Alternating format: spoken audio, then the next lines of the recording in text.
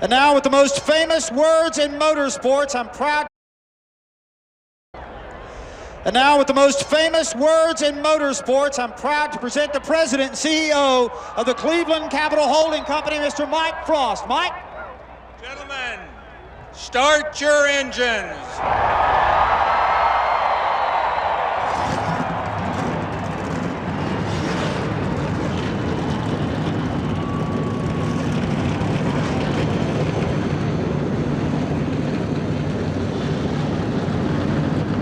23 cars at the ready.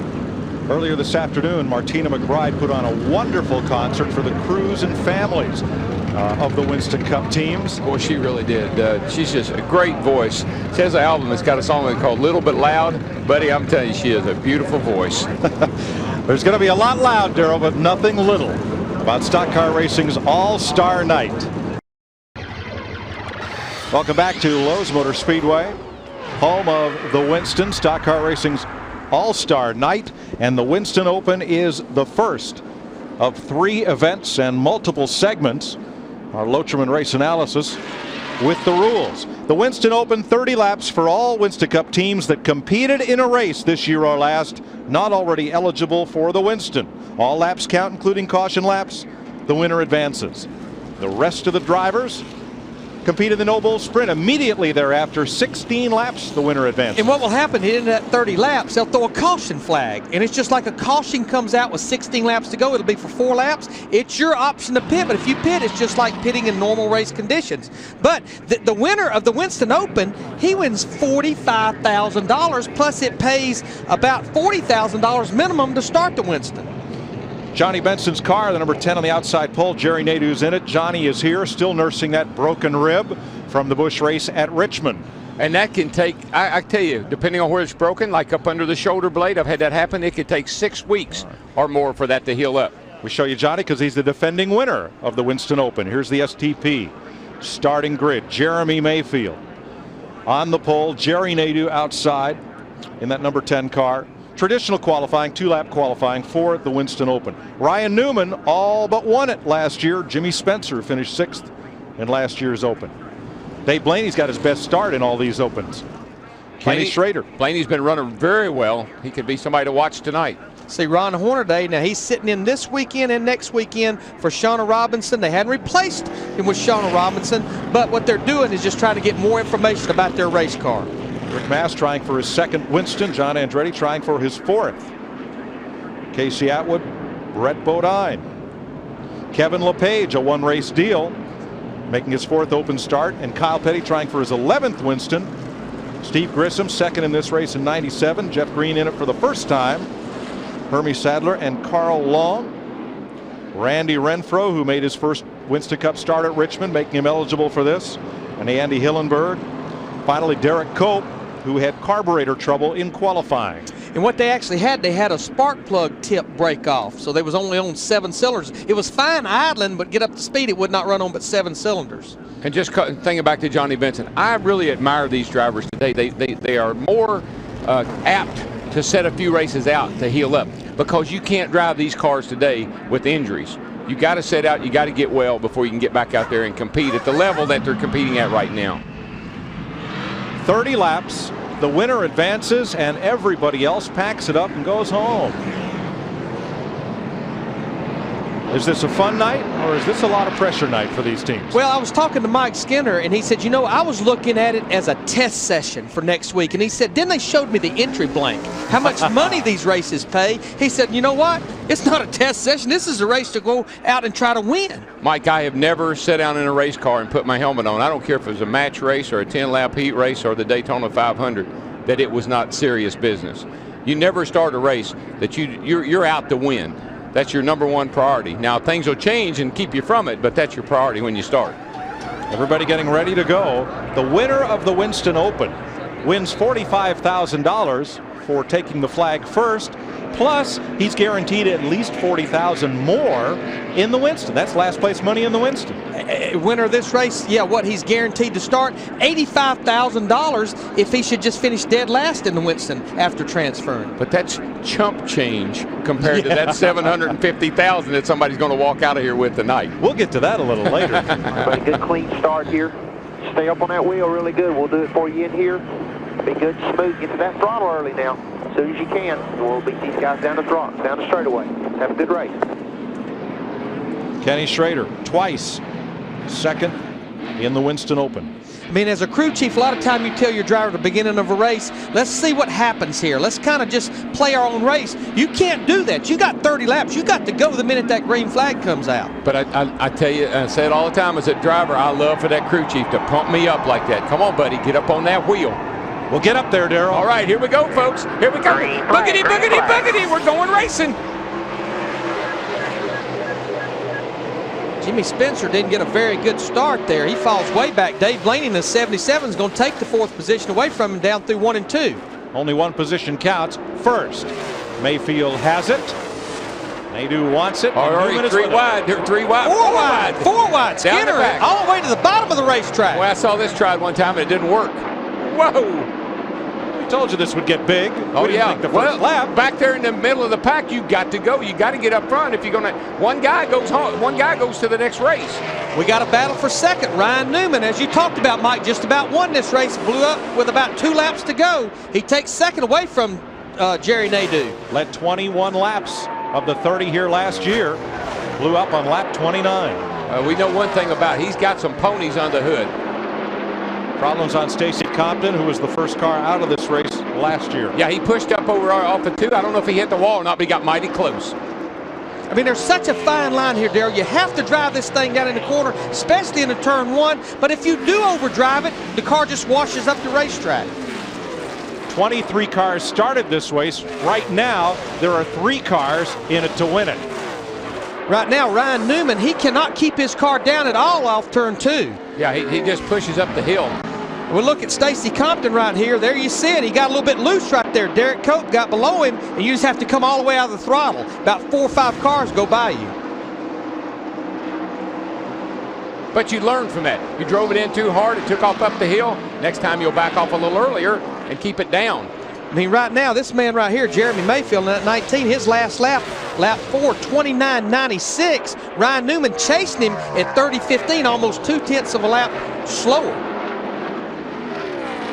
Now, Jimmy Spencer was by himself in 4th. Now he's fallen back into the clutches of Schrader and Blaney. I watched Spencer in practice, and he could not keep his car down. It would take off up the hill, and he almost hit the wall down there in 3 and 4 practicing, and they have not fixed the car. And it looks like he's down on horsepower, but the problem is he can't stay in the throttle off the corner. You lose so much momentum. Things pushing like a grocery cart.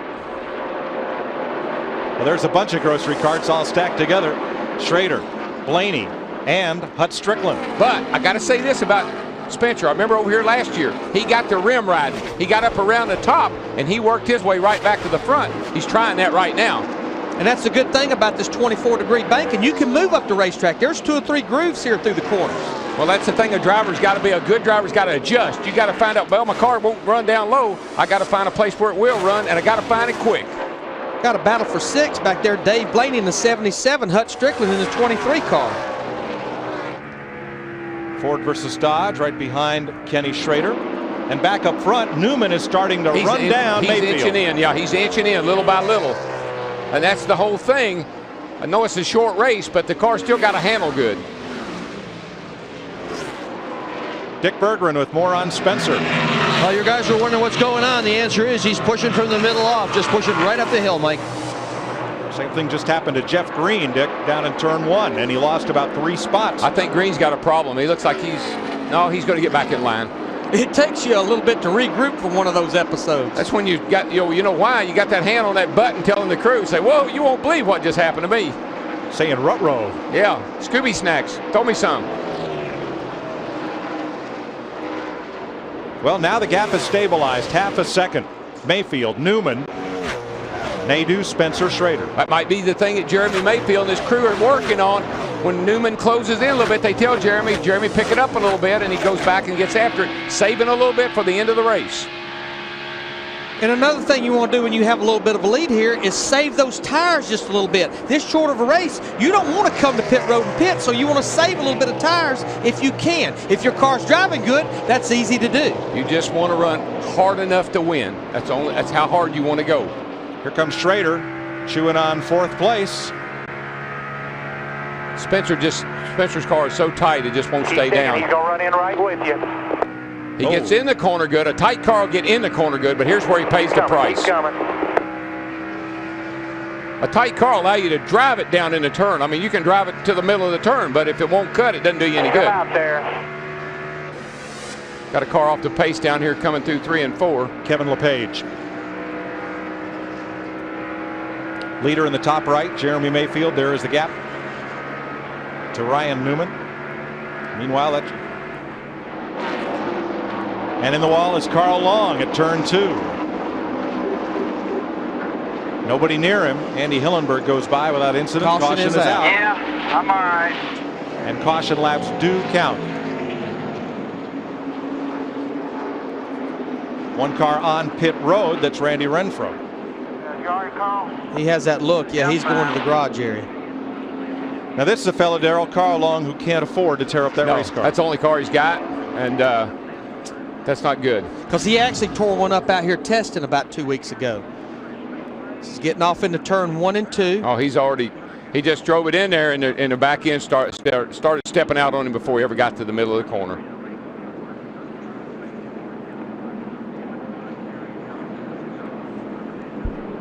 Carl Long driving the Walk to Cure Diabetes. Number 85 crashes out of the Winston Open. Carl Long has joined Kevin LePage in the garage area. Randy Renfro was in the garage. He's back on track. 21 cars running. Several made pit stops under this caution flag for Carl Long. Jimmy Spencer there, he's in the pits. We figured he would be the way that thing was pushing. Yeah, it wasn't going to happen the way he was. He gave up 4th position to come to pit road. John Andretti, Rick Mast, Jeff Green is in. So is Brett Bodine and Derek Cope. Now, Mike, one thing we're going to see here, we're going to see the cars, the restarts here are going to be a little different. You're not going to have single file restarts. There's what caused the caution. But the cars will line up the way they're running. First car on the inside, second car outside, third, fourth, fifth. They'll have double line restarts. Short track style. Short track style. Every restart we have tonight will be that way, both races. So it's just like a whole new set them up again. So no slow cars to get passed up front. Set them up, Joe, one more time. If you're down a lap, you go at the tail end of the field on restarts. They got a vintage Victrola of 1951. Full of my favorite records that I grew up on. Set to go. Mayfield, the leader at 12 laps. He's led them all, but now he has Ryan Newman right alongside once again. Then Nadeau and Schrader. You're riding with Hermie Sadler. Schrader was moving up pretty good, and so was the 77 car. So see how they go. Boy, Jeremy gets a great restart. Looked like Ryan Newman may have spun the rear tires just a little bit. Yeah, I didn't start. They rode around there a couple, 3 laps, and they didn't clean them up real good, I didn't think. Boy, Nadeau got a heck of a run, and Newman didn't get going over in turn 1 and 2. Nadeau had to back off. Schrader, he's going to take the 3rd position away. Oh, yeah, but Nadeau just about had to stop to keep running in the back of Ryan Newman. He's going to lose another spot, looks like, to Hut Strickland in the 23 car. I'm not sure what happened to Newman. Looked like I don't think he cleaned his tires up real good, and he was just not getting a lot of bite. Yeah, he spun them here at the start-finish line, and then the car really took off over 1 and 2. It's one of those things the crew chief's got to remind that driver. I know it's the driver's responsibility, but he needs a little help sometimes. Big power move on the outside, though, by Schrader has boosted him to 3rd. He's finished 2nd in this race twice. Well, he's looking pretty darn good right now. The car's really getting into the corner hard, Dick. Car's a bit free when Schrader's underneath another car, and he's a little bit loose getting in, but Schrader's going. He's heading to the front.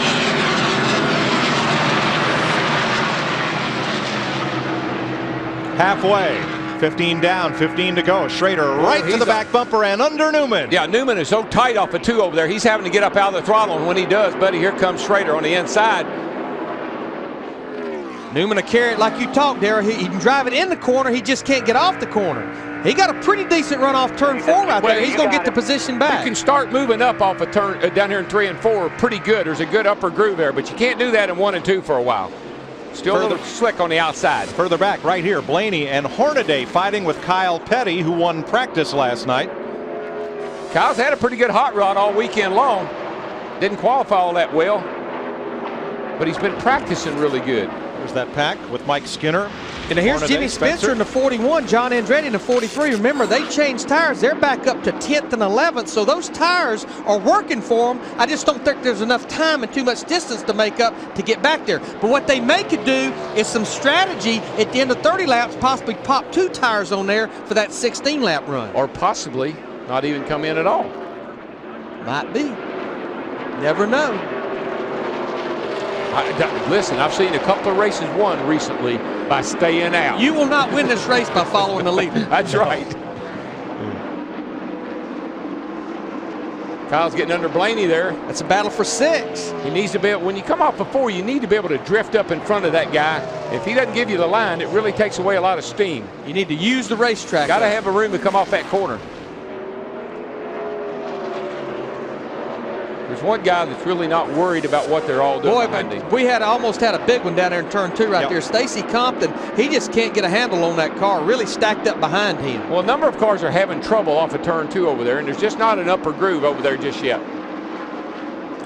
Let's see what happened. So you can get down here in 3 and 4, you can go around the outside, but down here in 1 and 2, you just can't get up off the bottom. This was down right in the middle of turn 1 and 2. Looks like Stacy got real loose when Brett Bodine in the 11 car ran up behind him. He was already loose. Brett runs in there, takes more air off his rear spoiler, makes him even looser. And all you can do is just get completely out of the throttle. Yeah, he's lucky he didn't spin out. Oh, they're still going. Casey Atwood in the 7 car. Once you get bottlenecked up like that, then everybody jumps all over you. Stacy's got a fast car. He gets around this 3 and 4 really good, clears all those cars. But seems to be a little too tight at 1 and 2, and that's kind of the nature of this beast. Well, we're not going to call him Jeremy Lap the field, but boy, he's trying. He's pulled it out to 1.2 seconds. And he's about a 10th and a half quicker than Ryan Newman and Kenny Schrader back there. 10 laps to go. Coming this time, 9 laps to go. But don't forget, this is right where Newman was 1 year ago. Yes, it was. Clear sailing. He was signing the back of the check. And we know everybody is leaning on these engines tonight. They're not holding anything back. They got a lot of gear in them. They got them maxed out. Timing's up. Jets are down. Tick, tick, tick, tick. Yeah, that's all they are. That's it, buddy. Good run. Make it through the night. That's all I ask you, baby. Help me make it through the night. Got Jimmy Spencer and Mike Skinner side by side going into turn 3. See what a good run for 8. He can get off of that corner, get up high, come off turn 4. That's a good line. So you got to get back to you got to stay around the bottom down here in 1 and 2. Here's Schrader trying to finish second in this race for the 3rd time. It's a good run. Newman could not keep his car down. You could almost hear him having to back out of the throttle. He just can't get off of 2 over there. The car really takes off. That's it, Schrader. Go get him, baby. At the same time, Kyle Petty moved up to 5th. I believe that Schrader might be able to chase down Jeremy, but I don't think he can do anything with him. 7 to go. Right here. Took Schrader too long to get around Newman. If he could have gotten around Newman, I believe he could have gotten up there to Jeremy, but it's going to take him too long. Right now, they're a 2.5 seconds back. 7 laps to go. And I got to believe Jeremy might be holding back just a little something just in case. This is the first of 3 races tonight on Stock Car Racing's All-Star Night, the Winston. And that final race has 3 chapters. So you're going to see a lot of starts and a lot of finishes.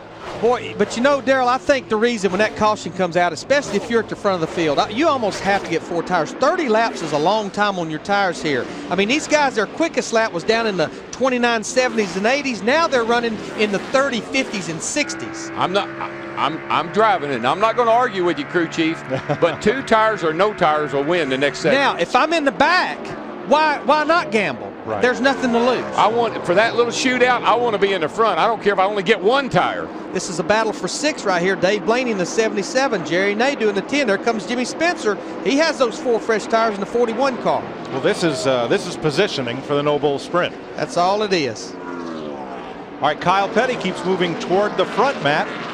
He's gained 11 positions, Mike, and they're already looking ahead here to the next Noble Sprint race. If he cannot climb in up to the point here, he said his car is just a little bit loose off turn 4, but other than that, the car is not terrible. And as you mentioned, he won the final practice last night, and the temperatures continue to drop.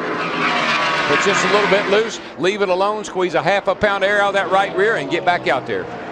Spencer coming back against Blaney. Well, now the tires, his tires are starting to really pay off, but it's too late. It's too little, too late. He only has 13 laps on his tires right now. That's why I'm telling you about changing tires when you come to this shootout in the next segment. It takes too long. Mayfield continues to extend that lead. It's now 1.4 seconds with Schrader second. 3 to go. And we just need to remember, when this caution comes out in 3 laps, it's a normal pit stop. You don't maintain your position. Whatever you do, the race is on pit road, 45 miles an hour speed limit, 2 tires, 4 tires, or stay out. It's race conditions. Yeah, there is some strategy involved. I mean, it's not a no-brainer. And Darrell, the thing about changing just 2 tires, this track will continue to gain grip. I mean, already just in this 30 laps, the track temperature has went from about 75 degrees to 70 degrees. And right now, the only sun on it is just on the backstretch into turn 3. It won't be another 10 minutes or so. This whole racetrack will be shaded. The sun will be out of the picture. Take 2 tires if you're going to take tires, because the thing about it is, if you take 4, it'll take them too long to come in. Those 2 tires only got a short distance to go. Schrader's trying real hard. He is trying real hard. Last lap, he was about a 10th and a half quicker than Jeremy Mayfield. Well, Jeremy's just on cruise right now. Schrader's closing it up a little bit, but he's not going to catch it. And speaking of last lap, here we are. Mayfield, winner of the Open in 1998. He also started on the pole that year. Well, he and Sammy Johns, they really seem to be getting better every week now. They've got that communication thing going. No question about Jeremy's ability. We know he can drive the race car. Jeremy Mayfield wins the Winston Open for the 2nd time and transfers into the All-Star race. Everyone else will fall in behind the pace car.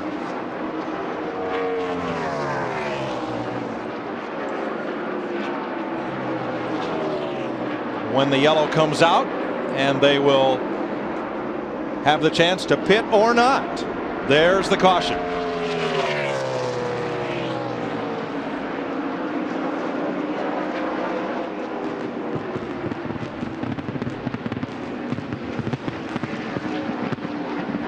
And you know, Darrell, the good thing about it, now Jeremy Mayfield transferring to the Winston, he has a nice little 30-lap test session with all those guys in the Winston. I like where he is right now. How about you, Matt?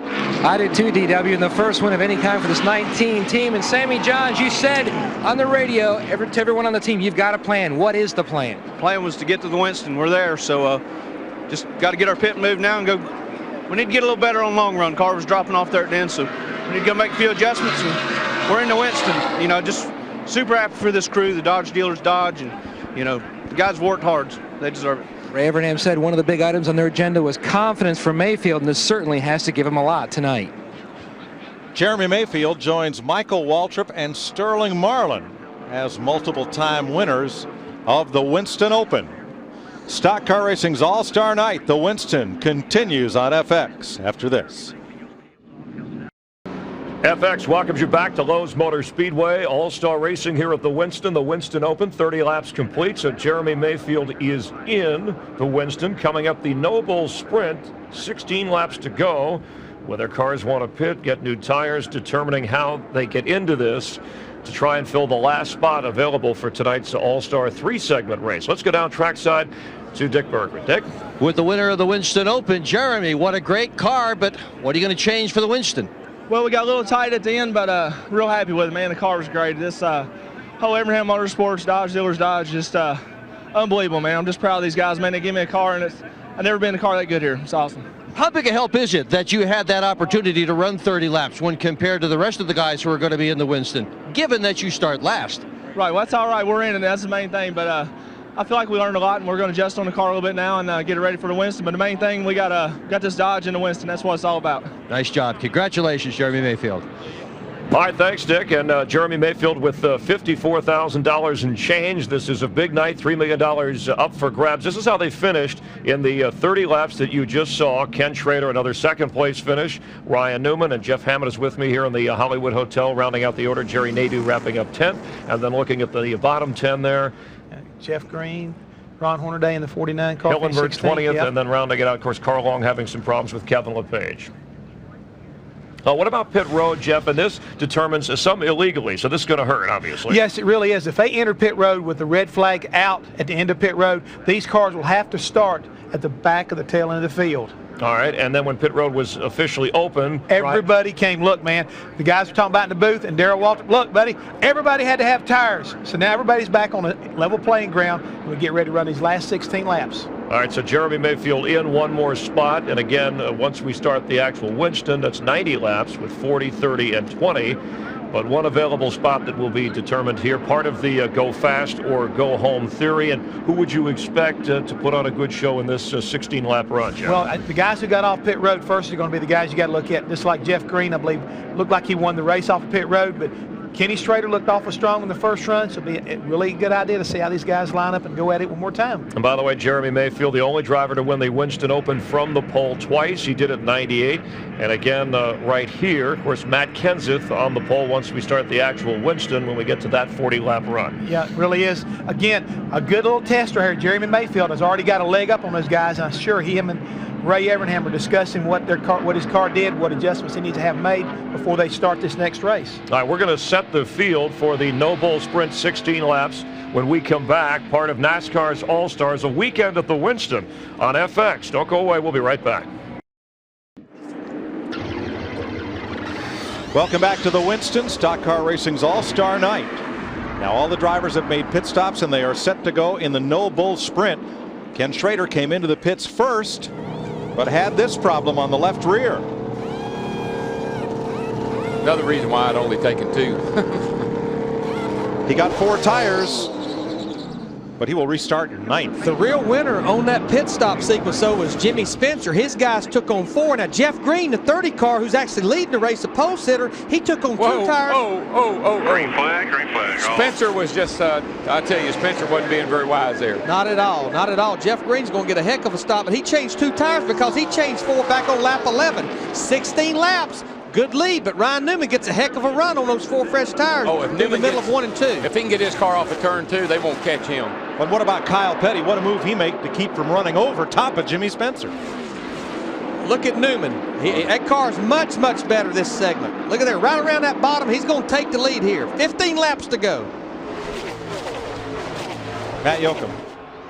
Well, Mike, he made the big gain in the first race, going from 16th to 5th. He is now in 3rd. They didn't make any changes on their pit stop. They really felt like the looseness came from the Hoosier tire from the ARCA race, which was earlier in the afternoon. They feel like they've got a car that can go to victory lane. Now he just has to show it.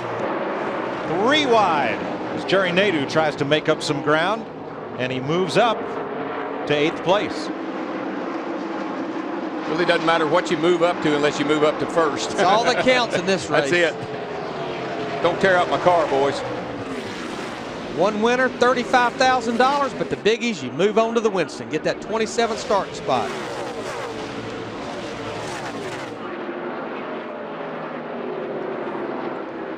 One good thing about this cool weather, even though it is at night, it still makes the track mighty forgiving. Boy, Spencer on the high side, he gets 3 of them in one whack. Jeff Green gets real loose in the 30 car, though. Yeah, he got hit in the back end. Hutch Strickland got into the back of Jeff Green. That spun him out. John Andretti almost went for a Star Wars ride himself. Boy, look at Kyle. He's all over the back of him. Yep. But time is going to run out here real fast. As Kyle drops underneath, Jeff Green makes the pass for 2nd. I said Jeff Green. That was actually John Andretti. Yeah, he gets a little help from the back. I thought it was. Those 2 cars look very similar under the lights. From Kenny Schrader's M&M cam. Come on. All clear, all clear. Kills me. Kills the momentum. Had to back off that throttle. Whoa, up the hill goes Spencer, and 2 cars slip by, Strickland and Schrader. I'm not so sure that 23 car didn't help him up the hill. Well, go hard or go home. But you're talking about going hard. Mr. Newman, he's pulled out to over a second and a half lead. He's running 29.94. Kyle Petty behind him is running 30.20. Watch this. Watch this 23 car. Excuse me. I don't think that was a. I think he'd already hit him. I think he'd already hit him once before, guys. Right back here, right there. See. Maybe he just got him loose, Darryl. Who knows? The effect was the same. The cause might have been different, but the effect was the same. That's what you call an air compressor. This is a battle for third right here. But again, the only thing that counts right now is what Mr. Newman's out there running in right now, leading this race. Oh, look at Schrader. Boy, look at Schrader right to the bottom. Got to run off the corner. That's a, you know, Schrader had such a good car, had that trouble in the pits. Well, he's come from 9th to 3rd in 4.5 laps. He's doing it. Quick little caution here would be a blessing for him. He passed 2 cars on that last lap. Newman's trying to take this into another time zone.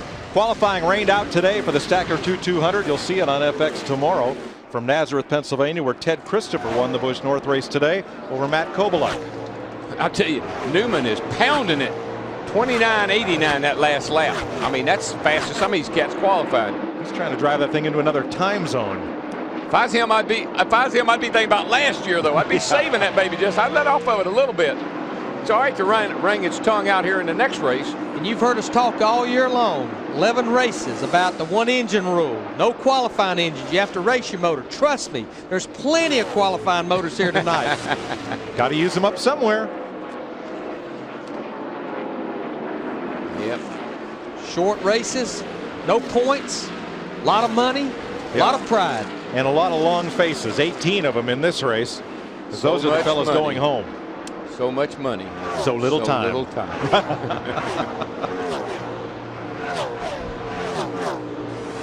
We're past halfway. 9 of 16 laps. A Ryan Newman rout of the field. Kyle Petty now in 2nd place with a strong car, as is Schrader in 3rd. But Newman has jumped out to a 2.5-second lead. And Schrader's actually a little quicker than Newman. The difference, the pit stop a while ago. Yes, sir. Going from running, coming in leading actually because Mayfield's out of the equation, all the way back to about 9th or 10th. Yeah, that's unfortunate. And believe me, that's when you go home and you say, well, no points, it didn't really count. And you really don't, you go home and you act like it did anyway. Well, this is the ultimate hooligan race right here. 16 laps, 1 car advances. It's probably got to be the world's richest consi. $35,000 to win. Pretty good little practice session. I feel really good about Ryan Newman and Jeremy Mayfield. The laps are getting right now. It gives them a big push going into the Winston. They can make minor adjustments to their cars, and they're going to be right on in that first 40 laps. Here's a battle for 5th right here. Remember, Jerry Nadeau in the 10 car subbing for Johnny Benson had to go to the rear of the field on this restart because they pitted too soon. And there's a big 4 car not just a little bit behind them with Compton and Casey Atwood, and now they've strung out. They've just gone single file. That's Hornaday in the 49 behind Mike Skinner. John Andretti's got some damage to his right front fender, and he's certainly not very competitive at this with that situation. Harold, it's a good thing this race is only 16 laps because Ryan Newman is stinking it up. They're going to take him talk to fishing about it. Talk to him about fishing. You like to fish, boy? You know, the track temperature have not changed since the beginning of this race, but the difference, we're monitored on the front stretch where it's been shaded for a while. Now the whole racetrack is in shade. The sun is out of the picture now. One of the toughest times here for me was always this transition from daylight to dark, when the lights really start to take effect. It changes your perspective. Every time you drive in the corner, the track looks different until those lights take over completely. Now Jeremy Mayfield won his 30-lap race in the daytime in the sun. He's going to have to come back out here and race in the darkness. Yeah, I think because the cooler temperatures this evening, I don't think that's going to have a great big effect. Do you, Larry? I don't think it will. You know, I mean, if his race car had any tight characteristics at all, any pushing, I'm sure Sammy Johns, Jeremy, they're putting their heads together, maybe making some slight adjustments, just as probably Ryan Newman here will in about a lap and a half. Yeah, see, the thing about Newman and Mayfield is, you know, they kick out the back 7 in that first segment, so they're going to have a big advantage on those guys starting in the back here because they've already got laps on their car. 3.2 seconds.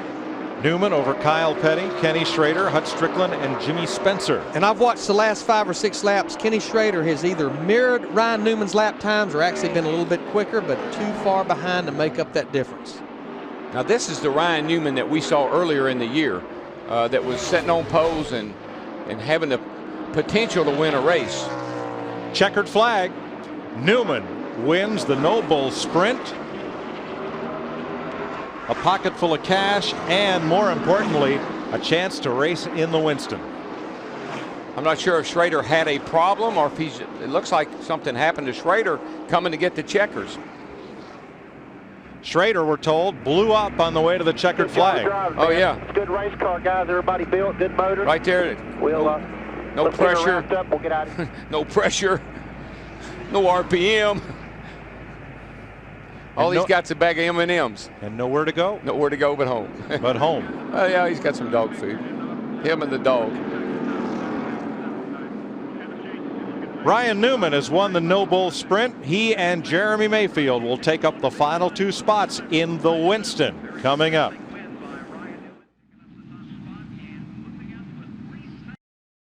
FX welcoming you back to Lowe's Motor Speedway and showing you what a Charlotte sunset looks like. NASCAR racing, by the way, across the Fox networks. Continuing next year on FX with the Winston, and all the spots are filled. Tomorrow, it's the Stacker 200 Live from Nazareth on FX, and get the full wrap-up of all the weekend's action with NASCAR Victory Lane All Access, and that's Ricky Craven, the guest this week on Fox Sports Net and Speed Channel, the home of NASCAR TV, helps get you a little bit closer to NASCAR. Ryan Newman, his first appearance in the Winston, and he's standing by with our Dick Berger. Dick? Well, it's been a while since you've won a sprint car race, but that was it. How much better was the car in that 16-lap segment than the first 30? It was a lot better. We were just too tight in that first segment and had to adjust on and did some pretty major adjustments. But, you know, we got a pretty good pit stop there and come out third. And then we had a good race car, and we could come up through and took only 1 lap to get by those guys. But just awesome job by the Altel guys to get us the opportunity to be here and then to get us into the Winston. Long conversation with your crew chief, Matt Borland, as you came in here, even before you got your helmet off. What did you tell Matt? He just said talk to me, and I just told him some of the things that I think we need to do to make the car just a little bit better. Because well, then what's that? What do you got to do? We're going to have to be better in traffic. That's the key thing, just aero and getting the car to drive good in traffic. And you know, we're going to have to come up and get some spots and you know, see how the strategy plays out with the green flag pit stop and everything, and hopefully we can come away with a good finish. Okay, so far so good. Congratulations. Let's go to Chris. All right, thanks, Dick. Ryan Newman with Jeff Hammond here, looking for his first Winston Cup win. And remember, last year he was leading this race. The engine went, so the rookie has learned well. He's learned well, and he got the break he needed. But he made a mention right there at the green flag pit stop. We've already seen tonight how pit stops had kind of like a determining factor. Kenny Schrader had a really good race car, had problems right there at the end, but his pit crew really put him in a bad way. Ryan Newman's guys did a good job, got him off pit road, made the necessary adjustments, and he got that victory. So Jeremy Mayfield and Ryan Newman are in to complete the field. And again, we have 3 different legs of 40 laps, 30 laps, 20 laps, as you see the guys getting ready. And Jeff Hammond and I, we're going to introduce all of the drivers and their entire crews. And a special introduction. Jeff Hammond and I are heading over there to the grand stage as you get a look at some of the guys getting ready as we continue live here on FX. Don't go away. 8 times the winner of the Winston has gone on to win the Winston Cup Championship. Darrell Waltrip, Dale Earnhardt 3 times, Rusty Wallace, and Jeff Gordon 3 times. So more than just bragging rights at stake here. Maybe you look ahead. Our Lotriman Ultra race rules. 40 laps in segment 1. You must make a green flag pit stop for 4 tires. 7 drivers go home. The top 20 advance to segment 2. And that pit stop, again, it's under green, and all the pit road rules apply. 45 miles an hour, and everybody has to do it. You're going to go a lap and a half down here under green doing that 4-tire stop. Segment 2, Darrell, 30 laps, half the teams go home. Well, I think that's going to be the most exciting race, where they're going to chop off the back half of the field. Going to see a lot of excitement from about 7th or 8th back to about 15th. Guys trying to stay in, guys trying to get in. And then the fans vote. How many of those 10 drivers get inverted? Like they're not going to vote 10, all 10 like they never have. The winner of that 3rd segment gets $750,000. Here's our STP starting grid. Matt Kenseth wins the pole in his 2nd Winston. That 13.23 second pit stop was all the difference. Michael Waltrip in his 10th Winston, the 96 winner. Kevin Harvick in it to win it for the 2nd time. And Jeff Burton makes his best start in his 8th appearance. Mark Martin, the 98 winner. Elliott Sadler, 2nd time around in the All-Star race. Jeff Gordon, the 2001 winner. He's in the 9th Winston. He's won it 3 times. Ricky Rudd, his 16th Winston. Ricky Craven for the 2nd time. Terry Labonte, 17 out of 18 for Labonte. Kurt Busch, a Winston rookie, and Joe Nemechek in his 3rd. Bobby Labonte, his 8th Winston. He's been 2nd twice. Sterling Marlin's been 2nd 3 times. It's his 11th All-Star race. Dale Jarrett, his 11th try as well, 2nd the last 2 years. Robbie Gordon, an All-Star rookie. Jimmy Johnson, a rookie, and Bill Elliott in his 17th Winston. Mike Wallace for the 2nd time, and Bobby Hamilton for his 5th appearance. Rusty Wallace, his 16th consecutive Winston, the 89 winner. Steve Park, his 3rd All-Star race. Tony Stewart, 3rd last year, 2nd in 99. It's his 4th try. Dale Earnhardt Jr. in it for the 3rd time, the winner in 2000. Ward Burton, his 7th Winston, 6th last year. Jeremy Mayfield, twice a winner of the Winston Open. And Ryan Newman making his 1st appearance in the All-Star race. What a field. Well, let's be realistic here for a minute, Mike. Now, these are not throwaway cars. These are all a lot of brand new cars out here tonight. Big time investments in all the equipment. These drivers are not throwaway drivers. Big picture. Take a lot of chances, take a lot of risks, a lot of money at stake, but don't get hurt. Got to look at next week. There's points on the line next week. You have to look at the big picture. Got to look at the big picture. $40,000 to start as we have a look at our onboards. Matt Kenseth, the ATT onboard camera from the pole. Kevin Harvick, GM Goodwrench onboard cam. Jeff Gordon, the DuPont cam, in number 24.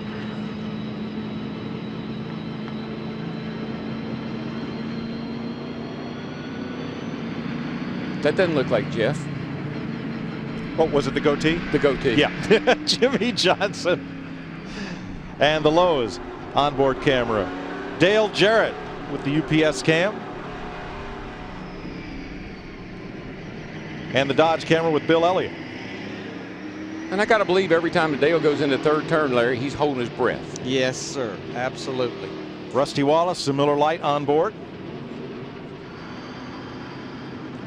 And our Briggs & Stratton camera riding with Bobby Hamilton. There's the Home Depot cam, Tony Stewart. And the Butt cam, Dale Jr. We always have great in-car camera shots, but trust me, these will be some of the best of the year right here. Been easier to say who we didn't have a camera in tonight because we got a lot of cameras out there. And folks, the reason I said that about Dale, he got hurt over here last year qualifying for the 600, and I really think that ruined the rest of his season. He had a tough time struggling back after that injury. We need to note Mike Wallace in the 33 car driving for Andy Petrie. He drops to the rear of the field because of an engine change. Now, how Mike Wallace is in this race is also the owner. The team is eligible. And Andy Petrie Racing went in Rockingham last year with Joe Nemechek that made Joe and the 33 car both eligible for the race. Oh, man, Darrell, pace car off, belts tight.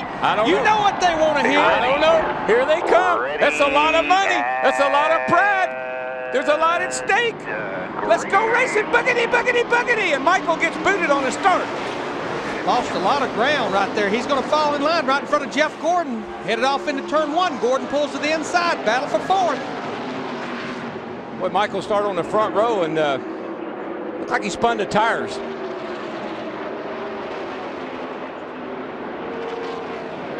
What a stack 'em up start that was. And right in the middle of the field. Look at this knot of cars. You can't hold back. Boy, Tony Stewart back here starting near the rear of the field. He's working the high side. He passed about 4 cars in 3 and 4. You got to be careful getting up on that outside, though, because you'll get pushed up into that outside wall coming off of turn 4. Now on the Fox box top of your screen, those drivers whose names are flashing are the drivers who right now are not in positions that would transfer to segment 2. 20 moves on to segment 2, 7 loads up and goes home. Wait till next week. Well, right now the magic number is 20. You want to be sure you're in the top 20. So that's what these guys in the back are going to be looking at. They don't have to win this race, but they do have to be in the top 20. 3 by 3 and then a wad of cars as a result of that somewhat staggered start. Well, just look at this right now, Larry. Here comes the leader. Here comes Kansas. He's coming down. He's going to be at the start-finish line now, and the last car is still coming out of turn 4 in 2 laps, 3 laps. And that's the thing about here at Lowe's Motor Speedway. You get out front, you can go, but I tell you, he's going to have his hands full with Mark Martin, his teammate right now. Mark got a well of a run off turn 2. He's right on the rear bumper of Matt down the backstretch. 2 Roush cars, 1-2, and behind them, 25 crew chiefs who are all standing there saying, don't worry, we'll get them on pit road. And that's going to be so important. Remember, sometime during this segment, there's going to be a green flag pit stop, mandatory by all race teams. So much rides on those pit crews just as it did last night and like it does every race day.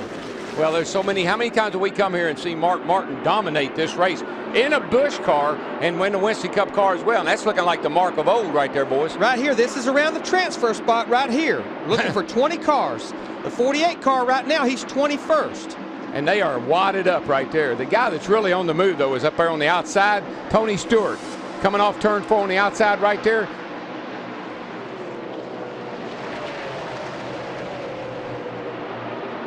Look at that green on Jimmy Johnson means he is in one of those top 20 positions. Green arrow denotes a driver who will move up. Crash, turn 2. Sideways, is that Steve Park? Park. I don't know if he's hit anything yet or not. I don't think he has. Caution is out. Caution is out. I don't think he got any damage on the car. Now remember, folks, it's a restart just like the start of the race. They line them up first on the inside, second on the outside. Now, I don't think anybody will pit unless they're at the rear of the field, but this pit stop will not count because that pit stop has to be under green. Now, Park's got a problem. He's got a right front tire down. If that tire starts to come apart before he gets around here, it'll tear the fender off the car. See what happened to Steve Park. He just loses it. It gets loose. It comes around. Boy, look how close his teammate Dale Earnhardt Jr. in the Budweiser car. Jr. can't see a thing. He's just going through the smoke, hoping that Park's not there. I'd say Dale Earnhardt Jr. locked his tires up. He'll probably have to come to pit road for 4 tires. Now, if a team was on pit road, here's another look at it. And there's Park gone from the back of Jimmy Johnson's car. And no apparent damage to Steve Park's car. A lot of these cars are loose. They start them out loose because the track's always a little tighter at night. And that's just too loose for Park to hang on to. Now, if a car had been on pit road when the caution came out, that would have been a legal green flag stop. As long as you're past the entrance. But nobody's made one yet. You're going to have to stop. The question is when. Getting set for the restart. You want to see close. Steve Park goes for a spin, and we'll show you close. Boy, Dale Jr. just does an incredible job of just not panicking. Don't panic. Drive right through it. From Dale Jarrett's on board.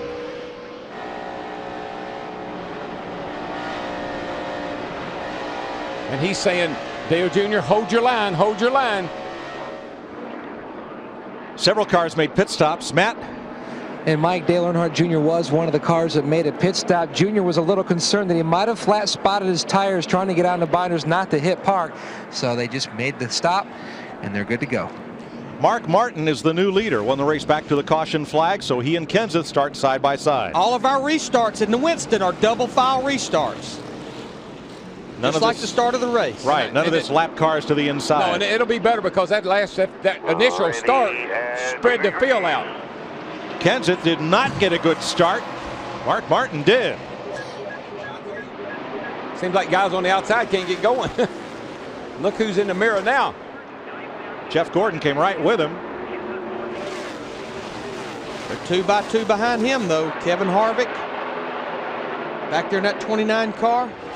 Well, they're going into turn 3. Wow. Hold on to her, boys. Dick Berggren.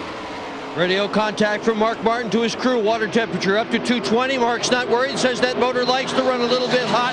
Delighted with the way the car is running. It's just a tad tight. He doesn't want to change anything. He shouldn't. He's leading. These guys, they'll run as much tape as they can possibly stand on the front of that thing. Helps the drag, helps the front downforce. It'll run a little cooler out there in front with no traffic in front of him.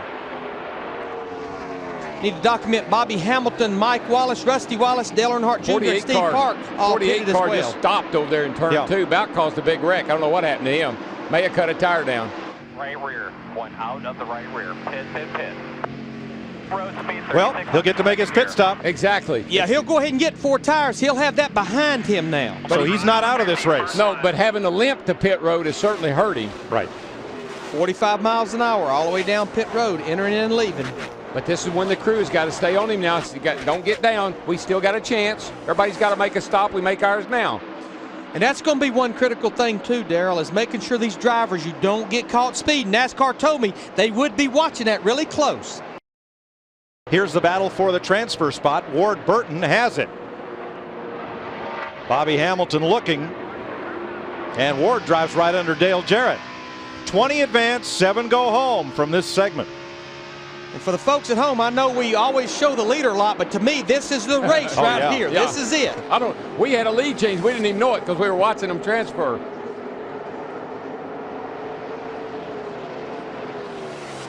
Jeremy Mayfield, his group completes his 4-tire stop. He'll be headed back out. He's going to be, once again, about a lap and a half down. But no worry, everybody has to make that green flag stop. It looks like the 9 and the 19 were on the same strategy. They came in a lap apart.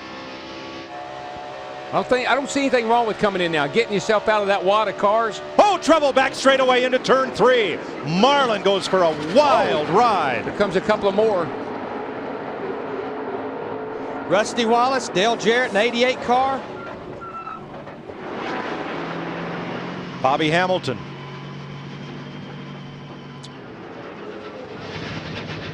What I see is a lot of these cars are cars that pitted and they were back in the back of the pack. Pitted on that last caution.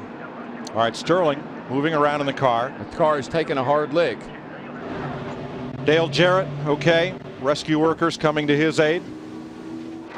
Pit road is closed. Bobby Hamilton going to get close to the garage, but not there. Let's see what happened going down the backstretch toward turn 3. Here's Sterling's waving. got his hand out the window. He's got a problem of some kind. Oh, he was trying to let him know. Ward Burton just got into the back of him. He couldn't. Here comes Dale Jarrett. Nowhere for Bobby Hamilton to go in the 55. Now, Rusty got into the back of DJ. And Dale Earnhardt Jr. in an 8 car down on the apron. He escapes another. I'm telling you. There goes Park. Darrell, when it happens that fast, what can you do? Not a whole lot you can do, but obviously Sterling had a problem. We see his hand out the window. Boom. You got to remember something, folks. They're doing over 180 mile an hour. That's a hard lick. They're doing 180 mile an hour down that back straightaway. When something like that happens, you just hang on. You have so little time to react. It's got to be. Watch Sterling right here. Here he comes. Look, he's got his hand out the window. See it right there? And he tries to get down out of the way, and Ward goes with him. But you know, Darrell, he was waving to the left, and I think Ward thought, go to the left, and Sterling was saying, I'm going down. No. That's drivers don't do that. When he's pointing that way, he's going that way. But that's appeared what Ward saw. I think Ward had a run on him, and he just didn't see his hand out the window. When Sterling first started to slow, he was kind of up high. Ward tried to drop under him. Sterling went that way. I think Ward was kind of to the right of Sterling, and so when he started to move, they moved at the same time. Yes. And Ward never saw his hand out the window. Darrell, if you look, when he comes down here, he's waving outside with his left hand. Then he comes back to the steering wheel, and you see his right hand waving at the last second. I'm just wondering if that confused Ward. I just don't think Ward ever saw him. I think that Ward was faded. He was just to the right of Sterling, and when he started to go, he went at the same time. From Dale Jarrett, looking back, you're about to see Rusty very large right there.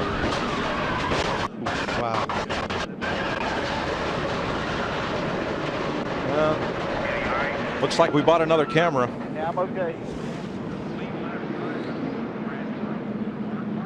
You know, Dale Jarrett's going to get to where he doesn't like Charlotte.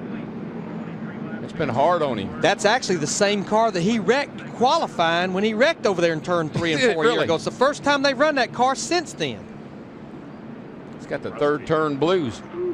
An accident that was nobody's fault takes 4 skilled veteran drivers right out of the Winston. A devastating 4-car crash in this first segment of Stock Car Racing's all-star race, the Winston. Sterling Marlin had a problem. Bobby Hamilton, Dale Jarrett, Rusty Wallace are all involved and out of the race. So we are under caution here in segment 1 with Mark Martin leading Jeff Gordon and Matt Kenseth, the pole sitter. Let's go down to Chris Myers. All right, Michael, 4 times the current points leader coming into this race, won this all-star event. Of course, it's not a points race, as we've talked about all evening. Jeff Hammond, Mike made the observation before that these are headline experienced drivers in Rusty Wallace, Dale Jarrett, Sterling Marlin, Bobby Hamilton. So it certainly affects the kind of racing we're going to see the rest of the night. It will affect it some, but let's go back and talk about what happened coming down the back straightaway. From where we were viewing this right here, we noticed that Sterling Marlin coming down the back straightaway sticks his hand out the passenger side. You see him right there waving. Keep watching, and all of a sudden the hand will go back inside, and you'll see his hand come back up. The right hand, right about now, it comes up and starts waving right there. Yes. He had a problem of some sort, and he was trying to let Ward Burton know what was going on, but it was too late. Ward clipped him. This triggered the accident. So something really bad had happened inside that car, and Sterling was trying to get everybody's attention, but it didn't work. And Ricky Rudd, a terrific job of getting around that activity. Also, Dale Earnhardt Jr. Let's go down to Matt Yoakum for more. Matt? Well, Dale Jarrett has walked out of the infield care center. You look good. I know you're disappointed, though. What happened? That's a good question. I don't know. Something happened in front of me. I think Sterling might have said he got turned around there. And, you know, on the straightaway, in the corners is one thing. But everybody's in a hurry. That's what this race is about. And I got on the brakes when I saw the smoke. And I got drilled from behind, and that spun me, and then I got hit. So, you know, just a Winston. Seems like this car just does not like racing at Charlotte at night. It crashed here last May. Yeah. It probably won't crash anymore for sure, but see if we can come back next week and do a lot better. Chris? All right, that's Dale Jarrett, of course. Yeah, Jeff? and you know, you can see right there, that's when he say this is what they call the Winston. You know, it's a situation where when you come here, a lot of times you don't expect to bring a race car back. Even though you bring maybe a brand new race car, it's worth the effort to try to win all that money. It's, again, amazing with all the sparks flying at night and the debris that the drivers walk away not injured, and Dale Jarrett certainly can have a smile on his face. And for the second time tonight, Dale Earnhardt Jr., who talked about driving with guts in the in-car shot right there. He sees the smoke, heads for the apron right there, and avoids another one. And you hear his spotter right there telling him he's clear, and they'll pick it back up. All right, let's go down. You know, you talked about the signaling of the hand motions from Sterling Marlin, what led to this 4-car crash. Let's go down to Matt Yoakum, who's standing by. I've got an explanation. He's with Sterling Marlin. Matt? And Chris, I have caught up with Sterling. Sterling, what happened? Were you trying to get down to the inside? We're just going to pit, you know, normal deal, and had my hand out, I was waving and still in the gas, and Ward just took us in the rear, turned his head on in the fence. So one of them racing deals, I guess.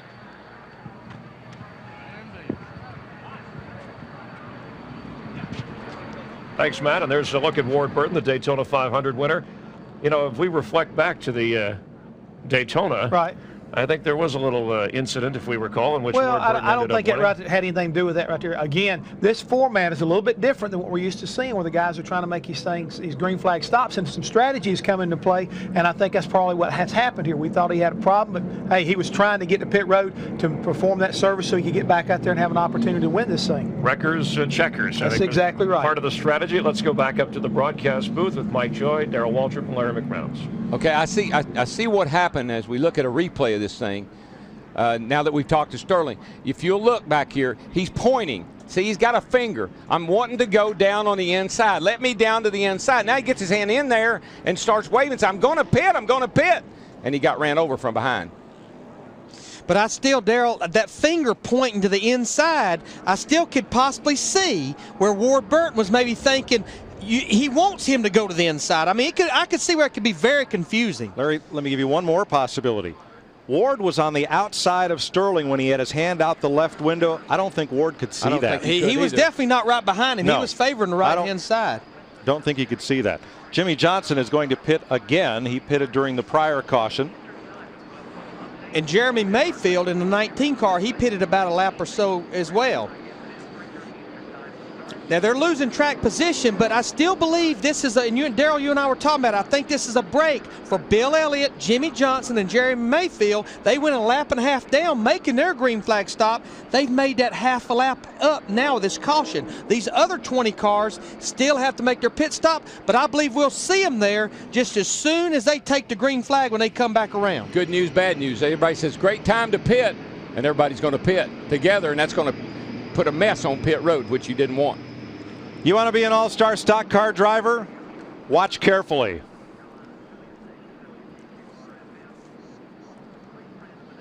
This is a tough business.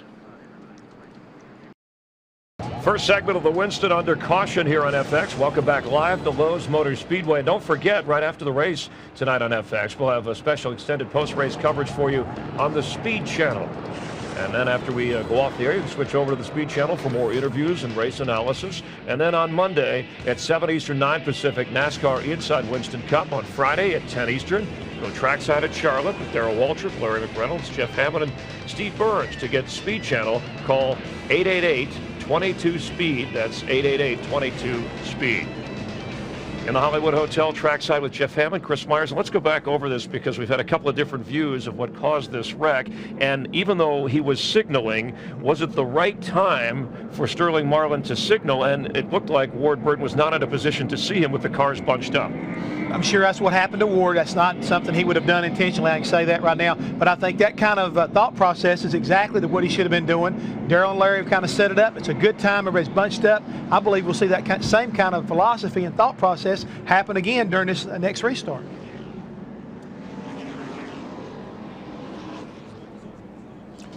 Getting set for the restart, Mark Martin, Jeff Gordon, Matt Kenseth, Ricky Craven up to fourth, Robbie Gordon in fifth, Kurt Busch, Kevin Harvick, Michael Waltrip, Elliott Sadler, and Jeff Burton, the top 10. In the transfer spot right now, Mike Wallace. The fellows who need to get going are Bill Elliott, Jeremy Mayfield, and Jimmy Johnson. Mike, what happened over there was Sterling, what he should have done, as soon as he stuck his hand out the window, he should have gone to the left, down out of the way.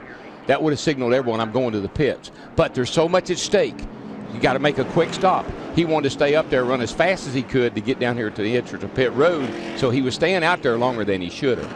If he'd have dropped down, Ward would have known what he was doing, and I don't think would have had that problem. So 4 cars are out. Will you pit now? One driver's thinking about it. I heard them right in the driver's meeting, right, Mark? As soon as you take the green flag, you have to take the green flag, and then you can pit, right? I didn't hear that, but that's what I assume. That's how they do it in the, in the old days when you had to take the green and then come in. 10-4. And what he's saying, you have to take the green on the racetrack. You can't just come down pit road as the pace car comes off. You have to take the green. So this is going to be exciting. We're going to see a lot of cars on pit road here within a lap. What I liked about what I heard a calmness in Mark's voice. He was just very, very calm, in control. In control and in the lead as he beats Jeff Gordon off turn 2. And here comes Matt Kenseth for second. I think that hot rod's showing why he's got a calm voice. He knows he's got these cats covered right now. Darrell, third time tonight. The outside front row car doesn't get a good restart. I think they're picking up a lot of trash up in that upper groove, getting it on their tires, and they just don't take off. Oh, here they come. Here they come. They got to be 45 miles an hour. We have a few cars at pit. Robbie Gordon almost in the grass, and the 31 car locks them up. 11 cars come to pit road. Boy, that's what you didn't want to have happen. Now, it's all right. Mark and Kenseth's all right, but look at all these guys back there behind them. I mean, Terry Labonte in the 5, he's sandwiched in. Dick Berggren. Mark Martin has got a terrific car. He talked with crew chief Ben Leslie about potentially changing air pressure in the tires. They decided this car is so good, they're not going to touch a bolt. They're not going to change air pressure. They're not going to do anything except put 4 tires on and a little bit of gas, just enough to go out and win this segment of the Winston. Oh, boy, that was awful close on pit road between Kenseth and Mark Martin. to Matt. And Jeff Gordon looking for his 4th Winston victory. Robbie Loomis calling him down into his pit stall. He was good down in turns 1 and 2, a little tight in turns 3 and 4. They were not going to make any chassis adjustments. They discussed it. Robbie told me that you could tell by the calmness in Gordon's voice, it wasn't that bad. They are going to make a 4-tire change. Steve Letarte helps index that left rear, and Gordon is down and away, 14.2 seconds. Mayfield's made a stop. Here comes Dale Jr., Bobby Labonte, and Ward Burton to pit road. I'm telling you guys, when it's all over with, we don't have any more cautions. The races between Jimmy Johnson, Jeremy Mayfield, and Bill Elliott, they're way out front of these guys that had to make these green flag stops here since the restart. Because they stopped before the caution caught them back up, and now everyone else is playing catch up. Jeff Gordon and Ricky Craven are having a hard time just getting back up to speed ahead of the 4th, 5th, and 6th place cars. And right now we have Michael Waltrip and Jeff Burton. They still have to come to pit road as Kurt Busch in the 97. He's on pit road for his green flag stop. Dick Berger. Here comes Kurt Busch. They were worried last night that the engine in this car might be bad. Very concerned if they had to change it, they would have had to start in the back. Turned out to be a distributor. They changed that right now on pit road for a 4-tire stop. No fuel going in. They don't want any weight to this car. Weight slows them down. Busch, 4 tires, gone, 14.7, a nice stop. Michael Waltrip leads. He's the 5th different leader of this race. Jeff Burton right behind him. They have not stopped. Everyone else has. And we had a near miss on pit road. Here it is. These are teammates right here now. They usually work together, but tonight it's all about winning. They're rubbing into each other. That's not good. Kenseth's already got a little damage on the right rear there, you see. And that could have been big. You don't want to disturb those front fenders, not at this high-speed racetrack. Oh, no. Michael Waltrip, Jeff Burton still running 1st and 2nd, but remember, they still have to come to pit road for 4 tires as we have 9 laps to go. And Everham's strategy is working out. He's got the 9 and the 19th running 4th and 5th with the cars in front. Jimmy Johnson's up there. Still got Michael and Burton that got a pit. And right now, Mark Martin would be the first car that has pitted since the restart behind these guys. He's 8.5 seconds behind Jimmy Johnson. Yeah, just to give you an idea, here comes Michael. He's coming to the line. He's at the line now. Mark, he's still in the middle of 3 and 4. Jimmy Johnson may take over the lead in this race before those 2 cars make their pit stop. He is fast. He has fresher tires than those guys. And on the watch, Larry's about 1/4 of a second a lap faster than Waltrip and Burton. And again, that's called fresh tires. Remember, he pitted even under that last caution. When you throw a green flag pit stop into here comes Michael. Here comes Michael. Boy, he got in there nice. I like that. Nice entry. Whoa.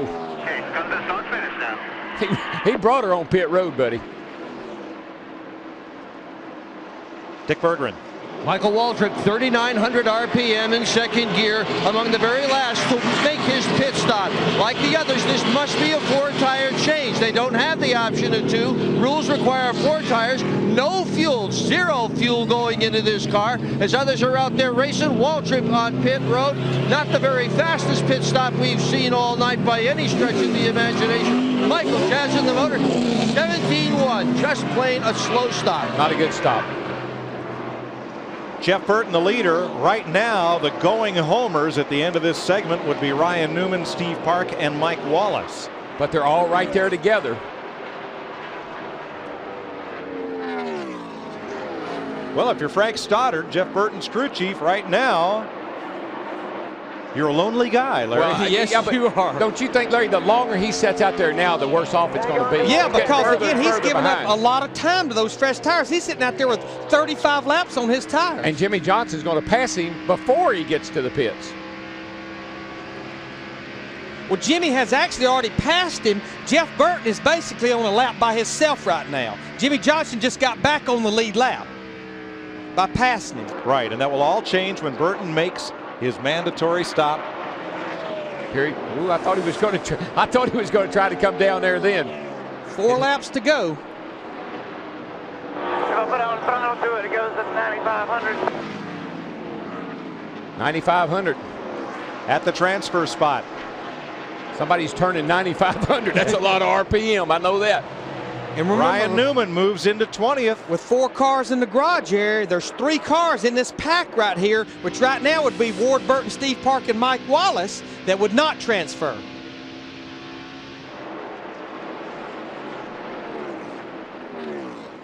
And there you see Green on Newman. He's 20th. Ward Burton is 21st. 20th is the bubble. Yeah, I'm like you, Darrell. Right now with Jeff Burton, he's running a half a second or better slower. He could be in verge of not making that transfer spot. I don't know why they haven't pitted the car. I'm not sure I understand this. We're going to have 2 to go. He has to pit here in about a lap. He's got to pit next time by or else.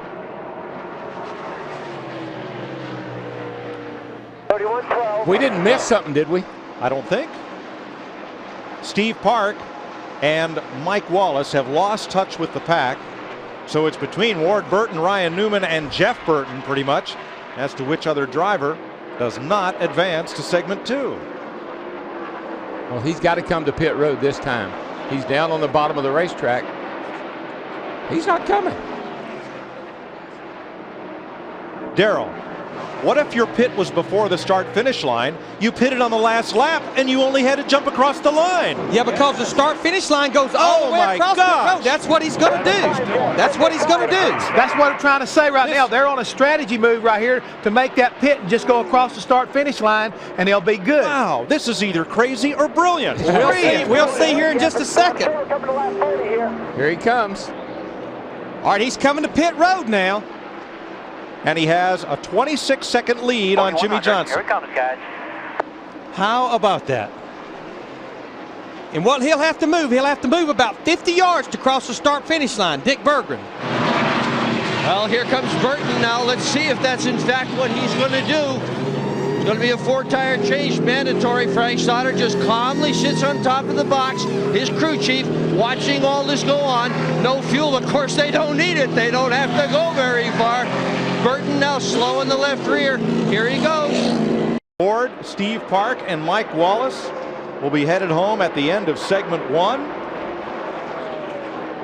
Yellow is out. Yellow flag on Jimmy Johnson.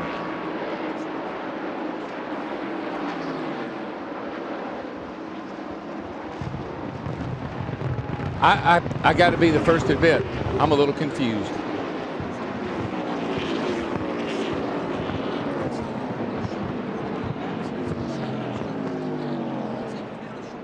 Pace car picks up Jimmy Johnson. And Jeff Burton and Frank Stoddard's strategy The man, Jimmy Johnson. might have been brilliant. Rather be lucky than good. Awesome job, bud.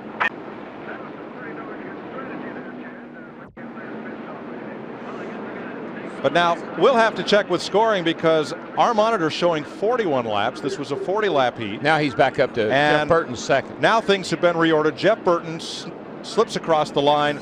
He is second to Jimmy Johnson. I have got to tip my hat to Frank Stoddard. I can't wait to see him after this race regardless, because that was a brilliant call. It was brilliant. It was brilliant. Pit before the start-finish line, so when you make your mandatory stop, you only have to go 200 feet. How about that? There he is. Pride of North Haverhill, New Hampshire, Frank Stoddard. How'd you come up with that, Frank? Well, you know, we didn't have a whole lot of stuff to do today, and the clutch is slipping, and we won that race right there. But I don't know. We just thought about it. You know, all the guys got together. We wanted to come up with something different here, see if we couldn't get something out of them, and almost pulled off a win right there if the clutch wasn't slipping. It's the Winston. Something different always happens. This time, Stoddard snookered him, Mike. Well, guess what? Next year, there'll be a rule against that. You better believe it. So, along with the 4 cars that crashed, Sterling Marlin, Bobby Hamilton, Dale Jarrett, and Rusty Wallace, Ward Burton, Steve Park, and Mike Wallace will go to the house. Jeff Burton and Frank Stoddard, amazing pace. They came across the line at 45 miles an hour to finish second. You don't see that anywhere else. FX, glad to have you along with us. A special night, All-Star Weekend at the Winston. And the first of the 90 laps in the Winston, the 40-lap segment run. Jimmy Johnson, the rookie at his first Winston, winding up with the victory. 27 cars starting out. Some problems early for Steve Park on lap 6. And Dale Earnhardt Jr. just does get by and had to get by another incident later on lap 15. Watch closely as Sterling Marlin tries to signal, tapped from behind by Ward Burton. 4 cars taken out, including Dale Jarrett and Rusty Wallace. Since lap 11, Jeff Burton takes the lead, and with some creative pit stopping, if we can call it that, a required green flag pit stop, he ends up surviving to win, Jeff. Well, what they did, Frank started them, come up with the idea that, hey, start-finish line extends all the way across pit road, and they knew all they had to do was get across that start-finish line to meet the requirements that NASCAR had set.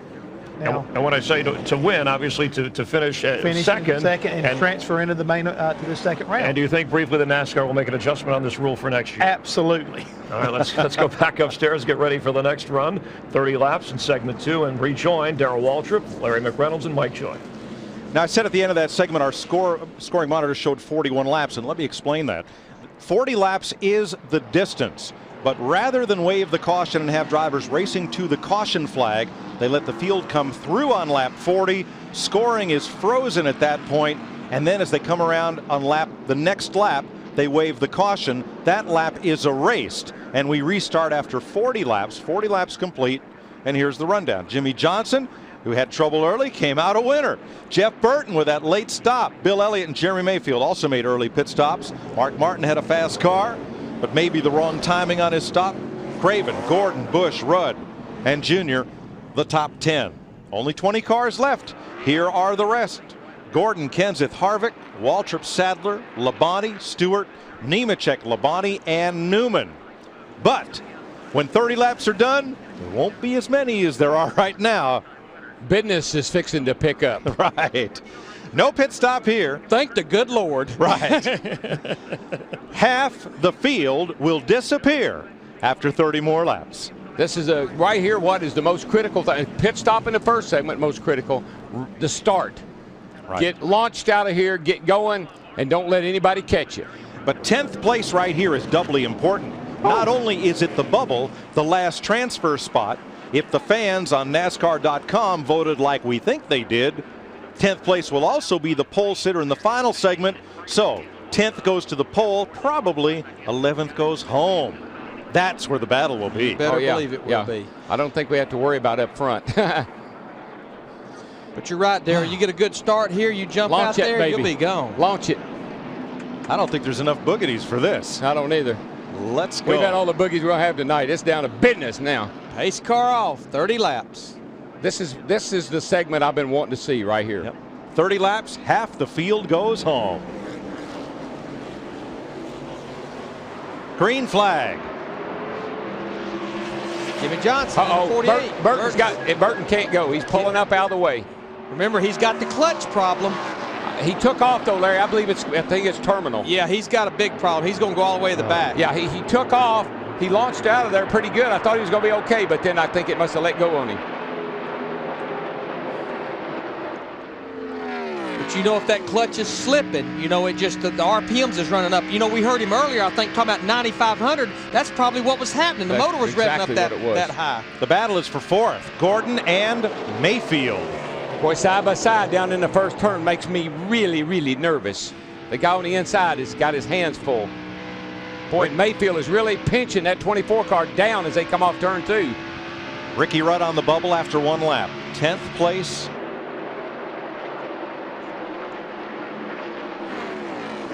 At 17 cars in the transfer spot, and he wasn't very good in that first segment. He fell way back there. His car looked like it was really loose. Well, Robbie Gordon in the 31, he was up there in about 8th or 9th. He got loose, I believe, and had to move all the way up. Here's a battle for 2nd. Mark Martin, Bill Elliott. And now it's Michael Waltrip. Oh, here we go, going around. On the bubble and a crash in turn 2. 21 car. Elliott Sadler. Caution is out. Boy, it looked like he went in there high on the outside. I don't know if he got any help or not. Look at him race into the caution. Remember, this is no holds barred. You got to come to the flag, baby. This could be, you never know. Second pack. Do race to the caution. Them crew chiefs got to be hollering at that driver. Go, baby. Don't let up now.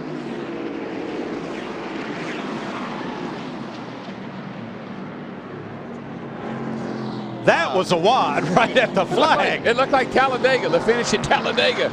It's going from about 180 to about 60 miles an hour in about 50 yards. Now, how are we going to sort this mess out? Robbie Gordon is right now, the number 31, in the 10th position. It's the great thing about computer scoring. I love that. Computer Thank models. goodness. Be here all night trying to figure out who was ahead of who.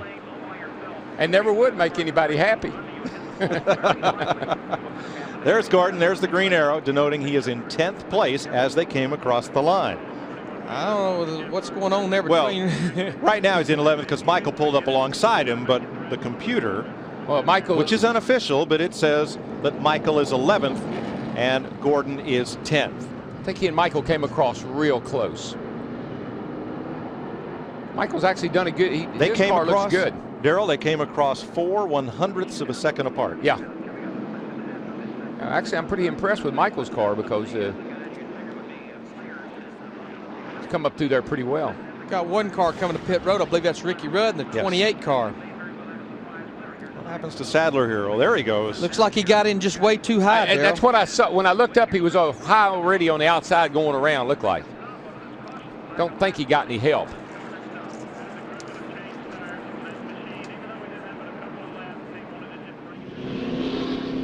During the caution, Newman and Harvick having a discussion under the caution flag about whose fender fits in first. As close as they was racing, who would know what it's about? More in a moment.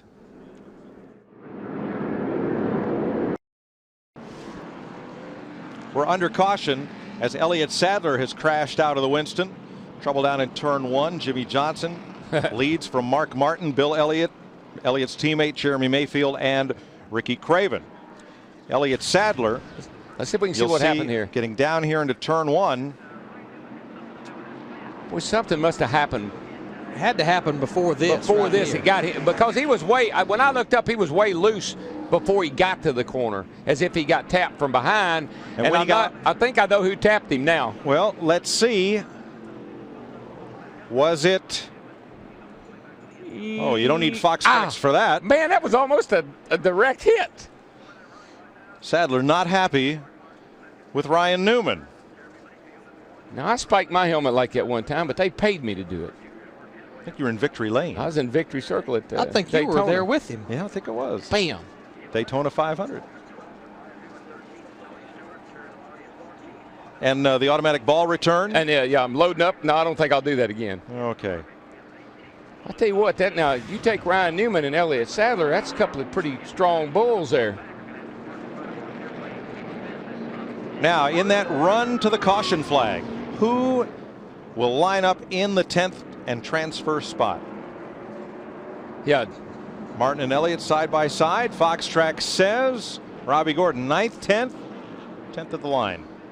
Yeah, Matt Kenseth was 9th, Robbie Gordon was 10th, and then Michael Waltrip is 11th. Whew. And behind Michael, the drivers in danger right now of going home, Ryan Newman, Tony Stewart, Terry Labonte, Bobby Labonte, Joe Nemechek, Ricky Rudd has made a pit stop. So is Kevin Harvick, so they'll restart at the back. Elliott Sadler is out, and Jeff Burton has taken his car to the garage. But is this not like a storm brewing? I mean, you know, the wind started blowing lightly, and now it's starting to thunder a little, and the lightning's starting to flash. Yeah. Oh, yeah, even under caution, Darrell. And debris is starting to fly around, and tension is building, and And I mean, that's not good. I mean, because no, it's not, because the 29 had to come to pit road. Exactly. And there you see what Tony Stewart saw. Maybe it was a case of mistaken identity. Let's go trackside. Dick? What happened? First thing I want to do is apologize to Motorcraft and USAF for the way I acted, but just trying to race clean, and that was a really good race call, and I don't appreciate getting run in the wall all the way down the front stretch and just finally taken out. 30 laps, not one. You know, you got to work a little bit, I thought, but just don't want to get pushed around, and I'll remember that. I'm not Jimmy Spencer. I might forget every once in a while, but I'll remember what happened tonight. Well, you got a good right arm and you got your helmet back. I got a good right arm. I used to pitch a little bit, and I might have to throw it again if it happens. I don't know. I just want to apologize to my sponsors. I probably shouldn't have done it, but damn it, this is the Winston. I wanted to win this thing, so just tough. A good race call's tore up. Hey, Elliott Sadler. Some of the guys. Show me a driver who gets excited, and I'll buy him all the helmets he wants. I always like to tell you, you can calm them down, but you can't fire them up. And I like fire, baby. Hey. in the eyes. Double file restart, 22 laps to go. We go green. And again, this time Mark Martin, the driver on the outside, can't get going as well as the driver on the inside of row 1. 3 wide into that corner. Boy, it's tight down there getting into turn 1. Everybody's really pushing each other around getting in there. Ricky Craven got a great start, a great jump on that start. Yeah, he's up in 4th position right now. He's had a good car. I watched him in the 40 lapper, and he was not that bad. Look who else has slipped in the picture. Kurt Busch and Jeff Gordon. Newman on the bubble right now. I'm looking at that big Bud. I was going to say, that 8 car, Dale Earnhardt Jr., he's on the move right now. He goes by Craven for 4th into turn 1. Clear, clear. And he heard him saying when Jeff was talking to him, ain't nobody got any more guts than I got. Ryan Newman, the 12, is the bubble car. Robbie Gordon 1 spot back. Michael Waltrip 2 back. Only 10 advance. Boy, they're trying to run 3 wide. Jeff Gordon gets up into the wall. Off the wall. I think he and Mayfield might both have scraped it. Well, when you come off of turn 4, you've got to have the whole racetrack. Tony Stewart, no, that's the 31 car, runs Gordon up the hill again. Yep, Gordon and Gordon. And that opens up the bottom. Boy, when you start getting pushed around and bumped out of the way, it just goes bad. Keep going backwards. You mean last year's winner, Jeff Gordon, might not advance?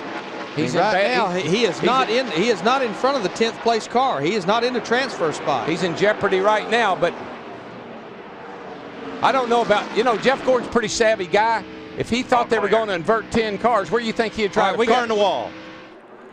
It was Junior. And Mark Martin, he just blew up. The 6 car just blew an engine. Junior might have gotten in some oil from it. Looked like he might have scraped the wall. Caution is out. Going to race to the caution again. Here's that battle for 10th once more.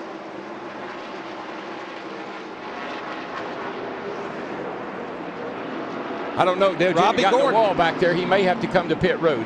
Robbie Gordon would come across in 10th place. Bobby Labonte's in 11th.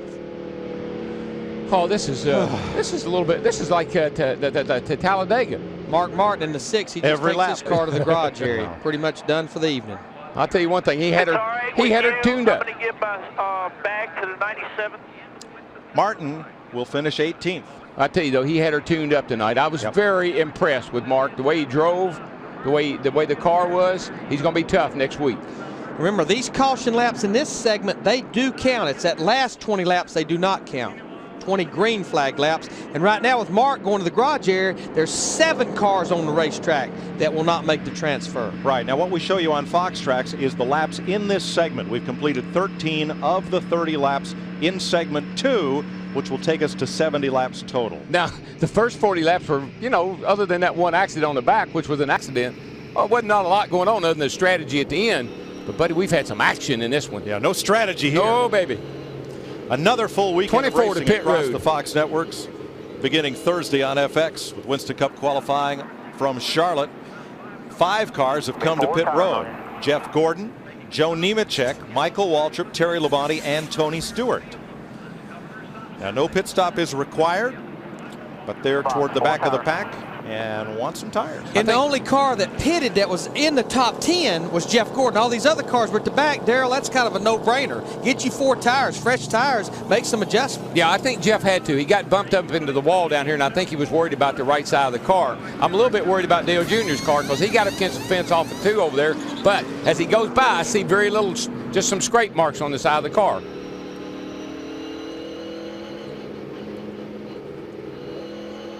I hope we have something left for next weekend.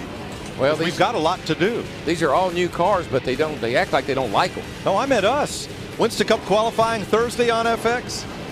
And then next Saturday, Winston Cup final practice at noon on FX and the CarQuest Auto Parts 300 Busch race on Fox. Next Sunday, week from tomorrow, NASCAR This Morning on Fox Sports Net.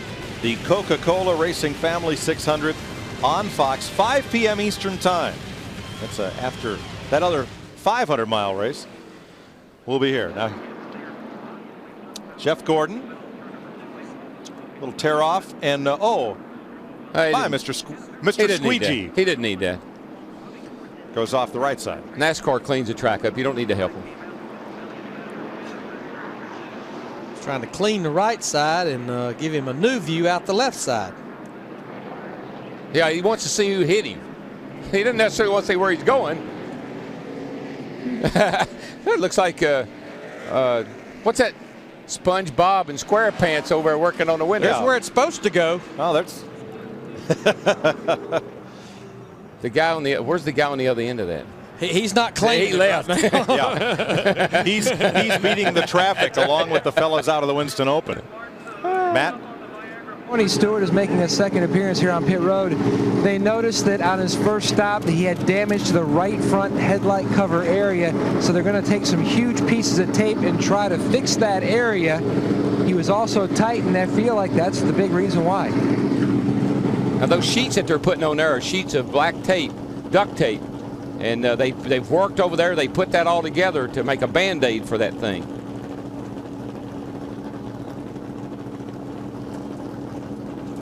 So we see what happened to Jeff here. He cleaned on his window. We're about to see whoops. Whoopsie. Now what? Well, guess now you got to pull that. I can't come over the wall to get it because only 7 men are allowed over the wall. Tony, what happened?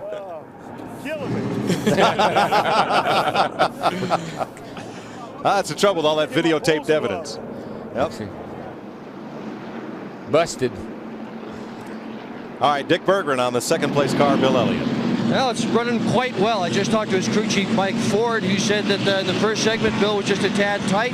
They adjusted for that. Now he's just a tad loose. The car is very, very close to exactly the way Bill Elliott would like it. Boy, that's trouble. When he's got a car that's good here at Lowe's Motor Speedway, Elliott, could win it. Tell you, the guys that have been around this sport for a long time, when you put big bucks out there, it's amazing how some of them step up. Not that we don't have big bucks every week, but this is a big payday tonight, folks. Next week, the point chase resumes. Here's where our Koch family of drivers stands heading into the, well, it's the Koch family 600. How yes, about that? It is. Tony Stewart 8th in points. Jeff Burton, Ricky Rudd in the top 10. Elliott Jarrett and Waltrip in the top 20. 600 miles. Longest race in NASCAR. 4 hours and 20 minutes. Starts in the daylight, ends at night. Bring your lunch. Hopefully sometime the same night. Like to start about noon, finish up about 6 in the evening. And we're officially halfway through this segment. 15 laps down, 15 to go. Larry, explain this one to me. They're going to penalize Jeff Gordon for losing equipment on that pit stop. Oh, now we're told because it didn't land in the pit box. Well, I mean, the rule is that whether it's a catch can, a jack, an air wrench, or I guess a windshield brush, that you cannot leave the pits with equipment hanging on your car. Those things will be double nutted and tie wrapped and everything else starting next week, I'll bet. Very interesting. Funny how a 99-cent piece can ruin your whole day. But he's got a chance to get back to the front, and we've got a lot of racing left to go. 56 laps are complete. This segment goes to lap 70, so 14 to go. There we go. We'll be right back to Lowe's Motor Speedway. 13 laps to go in the second segment of the Winston. There are 3 segments, and in this one, of the 20 who started, only 10 will advance. So right now, Ricky Rudd, Kevin Harvick, Joe Nemechek, Michael Waltrip, Terry Labonte, Tony Stewart, and Jeff Gordon are at risk. Let's listen in on Dale Jr. I don't know what they're going to do after the end of this segment. They traditionally invert as many as they can. That could be as many as 10. I don't know. I know you want to charge up to the front, but you know what I mean for the last segment. And the wind kind is just a pot luck, you know. So might as well just run as hard as you can run, not get run over. I agree. I mean, you can't try to play the odds. You can't do it. You get yourself caught in a situation there and get taken out, it won't make any difference. Yeah, and what happens if you're back there running 8th or 9th and you get loose or something, you fall back to 12th, yeah. You're going to be on the trailer. No, sir. You go out there, you win every segment if you can. Absolutely. The fans get to vote to invert the first 4, the first 6, the first 8, or all 10 drivers who transfer to the final segment. They've been voting for weeks on NASCAR.com. I'll be amazed. I've been amazed once tonight. Frankie Stoddard did that. Yeah. I'll be amazed again if they don't vote to invert 10, because they always have. Well, history tells us that they will invert 10. Of course, there's one other thing that history tells us. we don't learn from history. You're right. Matt in Jeff Gordon's pit. And I think one other amazing thing, I don't think I've ever seen a squeegee go like that. I'll tell you what, Tony, we've seen a lot of things in this race, but never that. Yeah, I feel terrible. Just broke right off the end. I tried to reach out there and hit it with the pole, but I couldn't reach it. And I tried to knock it off the hood, but I couldn't reach it. So some strange stuff happens. I guess that's Winston. That's the night of the Winston. That's the Winston, Mike. There is Jeff Gordon's view of the entire field. He will restart 17th. And we're going green this time. Well, we've seen kind of bad luck work out to be in Jimmy Johnson's favor tonight. It could work out for Jeff Gordon. You just don't know. He's back there. Something happens. He may be in a place where he can miss all of it. They'll have 11 laps to go when they come back to the green flag. And I'm telling you, history tells me something else might happen. Good chance. Now, after Gordon's pit stop, that moves Bobby Labonte up to the bubble, the 10th and final transfer spot into the final segment, segment 3. So it's Jimmy Johnson, Bill Elliott, Chevy and Dodge on the front row, Earnhardt Jr. and Craven, Kenseth and Busch, Newman and Mayfield, the 2 transfer drivers from the Open and the No Bull Sprint, Robbie Gordon and Bobby Labonte in 10th. And all 7 cars behind Bobby Labonte has a little fresher tires. They either pitted on that lap 28 or 29 or lap 53 here. Well, the outside lane has had trouble getting going all night long, so we'll see what happens here. All right, let's get it. 11 laps to go in segment 2. Here we go. Here they come. Jimmy got a great jump. Man, that thing shot out of there. Every restart, he's been getting a good start. Junior's got a run on Bill Elliott, but he can't get the nose down under him. Woo. He wanted to. Oh, that's close. He had a run on him, but he just couldn't quite make the pass. Robbie Gordon on the bubble. Let me tell you, when that old Dodge gets up on the straightaway, she gets some legs under her. Robbie Gordon on the bubble. Harvick 1 spot away. Waltrip 2 spots away. And I tell you, Jeff Gordon back there in that 24 car, he's on the move. He's already passed 3 cars already in 1 lap. Boy, that 48 car, is that not amazing? Clear, all clear. Gordon's going to have to pass 4 more or he's going home. Oh, trouble. Here we go. Big. Are they going to save him? Son of a gun, I believe they saved him. They did. No caution. We stayed green. That was Jeremy, and is that Bobby Labonte? Here come off the. Oh, man, there's 4 wide off the corner. You can't do that. Both those cars coming to pit road. Look at these guys. 3 wide. 3 by 3 almost. Here you go. You can't do this. I know you can't do that. It's time to go or go home. Boy. The bubble car now is Michael Waltrip, 15. Ricky Rudd, 1 spot away. Yeah. Hello. Boy, what a battle. Is it not a battle for that 10th spot? Let me know if anything happens up front, y'all. 8 laps to go. Right now, the front 7, they're kind of single file. Tony Stewart moves to the bubble, displacing Michael Waltrip. Boy, I tell you, Stewart did a great job. You know, he got all tangled up over there, lost a lot of time, a lot of momentum, but he really pulled it back together. And now he's sitting there in the transfer spot. Behind him. Quite a group back there. Bobby Labonte 6 just cars. went to the garage area. Jeremy Mayfield still sitting on pit road, so their day is pretty much over. Boy, I tell you, they did a whale of a job to keep from wrecking a whole bunch of cars back there then. Behind Stewart, Waltrip, Gordon, Rudd, Terry Labonte, and Nemechek. Boy, Dale Jr. just about got into the back of Bill Elliott down in turn 1. He had to check up, cost him a lot of space, a lot of distance, but he's charging back. Only side-by-side battle right now. Jeff Gordon, Michael Waltrip going off into turn 3. Ricky Rudd right behind these guys. But right now, Tony Stewart, he's in the 10th position. These guys fighting for 11th. Yep, you got an 8-car rocking chair behind Jimmy Johnson, and then that 10th place battle where Stewart's trying to leg it out and create some distance. Right now, we have one of the Hendrick cars leading the race. We have the other 3 that's not even up to the transfer spot right now. Jeff Gordon, Terry Labonte, and Joe Nemechek in the 25. Really surprised that Jeff Gordon couldn't do anything with those 4 fresh tires. I thought he'd really be strong coming back up through there, but he just can't make it. 5 laps to go in segment 2. And Tony Stewart is moving away as Gordon tries to work his way under Michael Waltrip. Nothing there. Boy, he's all over the back of him, though. If he slips.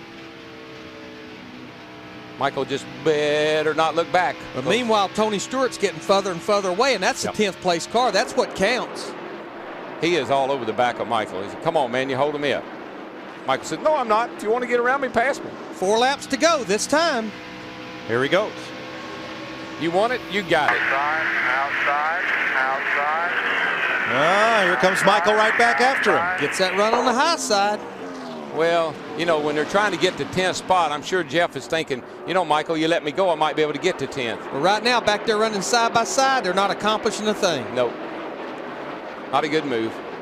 But you can't give up, Darrell. One of those 10 cars in front could have a problem. Oh, yeah. Not a good move at this time. Might turn out to be brilliant. Right. We've seen a few of those tonight. This is the kind of, the Winston is the kind of race that you're second guessing all night long. Boy, Jeff Gordon on the high side through turn 4, he gets a heck of a run down the front straightaway. He's going to take the position now with his sights set on Tony Stewart, but there's only 3 laps to go, Mike. Now, if he gets up there, if Jeff Gordon chases Stewart down, which I don't think he will. That's a distance right there. Jimmy Johnson just sitting out here with these guys behind him. And what happened, Jeff Gordon drove it way down into turn 3. Car really washed up. He even lost more ground. Earnhardt Jr. for second. Just went around Elliott. Takes it away. That'll just start him deeper in the field for the final segment, but that's okay. They might invert 8. Run hard. Stay out of traffic. I like his philosophy, though. Just run up there and run as hard as you can. Let the chips fall where they may. I'm telling you, Darrell, though, that 48 car you talked about a minute ago, Jimmy Johnson, he is right around the bottom of that racetrack. That car never moves.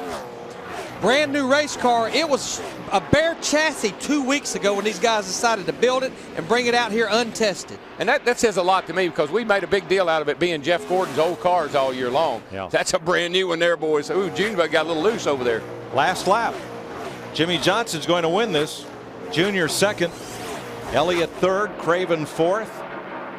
Fifth is Kenseth. Sixth, Kurt Busch. Seventh, Ryan Newman. Eighth, Kevin Harvick. Ninth, Robbie Gordon.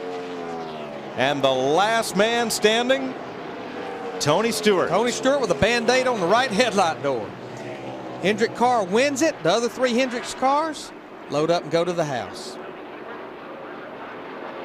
A little hard to believe. Jeff Gordon, last year's winner. Awesome job. Awesome job. That's his second set. It's 2 segments he's won. Right. If he wins the next segment, you know how much money that cat's going to tote out of here tonight? $850,000. $950,000. I think it's $950,000 if he wins. A lot of money. Now, is that close to $1 million?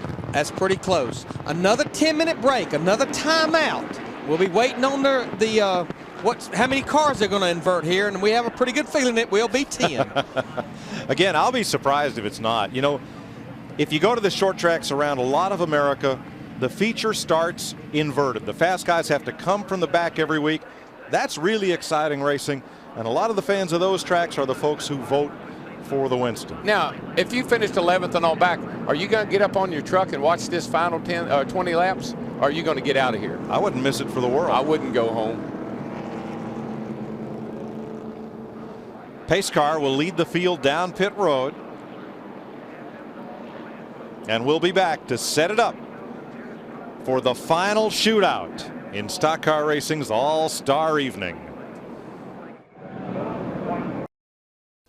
Marvelous night for racing around the speedway. Not one of those full moon Saturday nights, but boy, it sure acted like it. Let's get down to Dick Bergeron.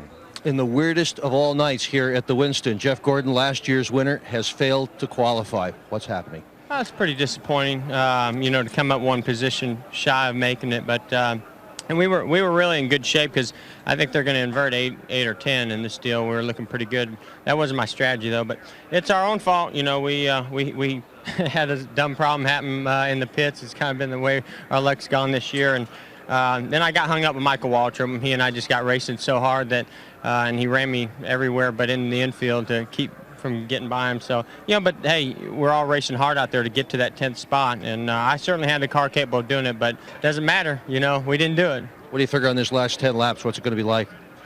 Well, I think whoever's really on the first couple rows really are in the catbird seat. Does seem like clean air still makes a big difference. And that restart, everybody spin their tires so bad on the restarts, so getting a good restart is important. But I'll tell you one thing, it's certainly exciting out there. I had my hands full on numerous occasions, and I saw sparks flying and smoke flying. And I mean, I was having fun. I just didn't have any fun there those last few laps when we didn't make that top 10. All right, we'll see you next week in the 600. Mike? All right, Dick, we're going to go down to Victory Lane. Now, the race is not over, but we're going to find out the balloting to invert how many cars. Here's Martina McBride. It's all about fan participation, and tonight the fans have helped decide how this NASCAR's All-Star event is going to go. 500,000 voters voted on NASCAR.com, and the results are a total of 10 cars will be inverted for the final 20 laps.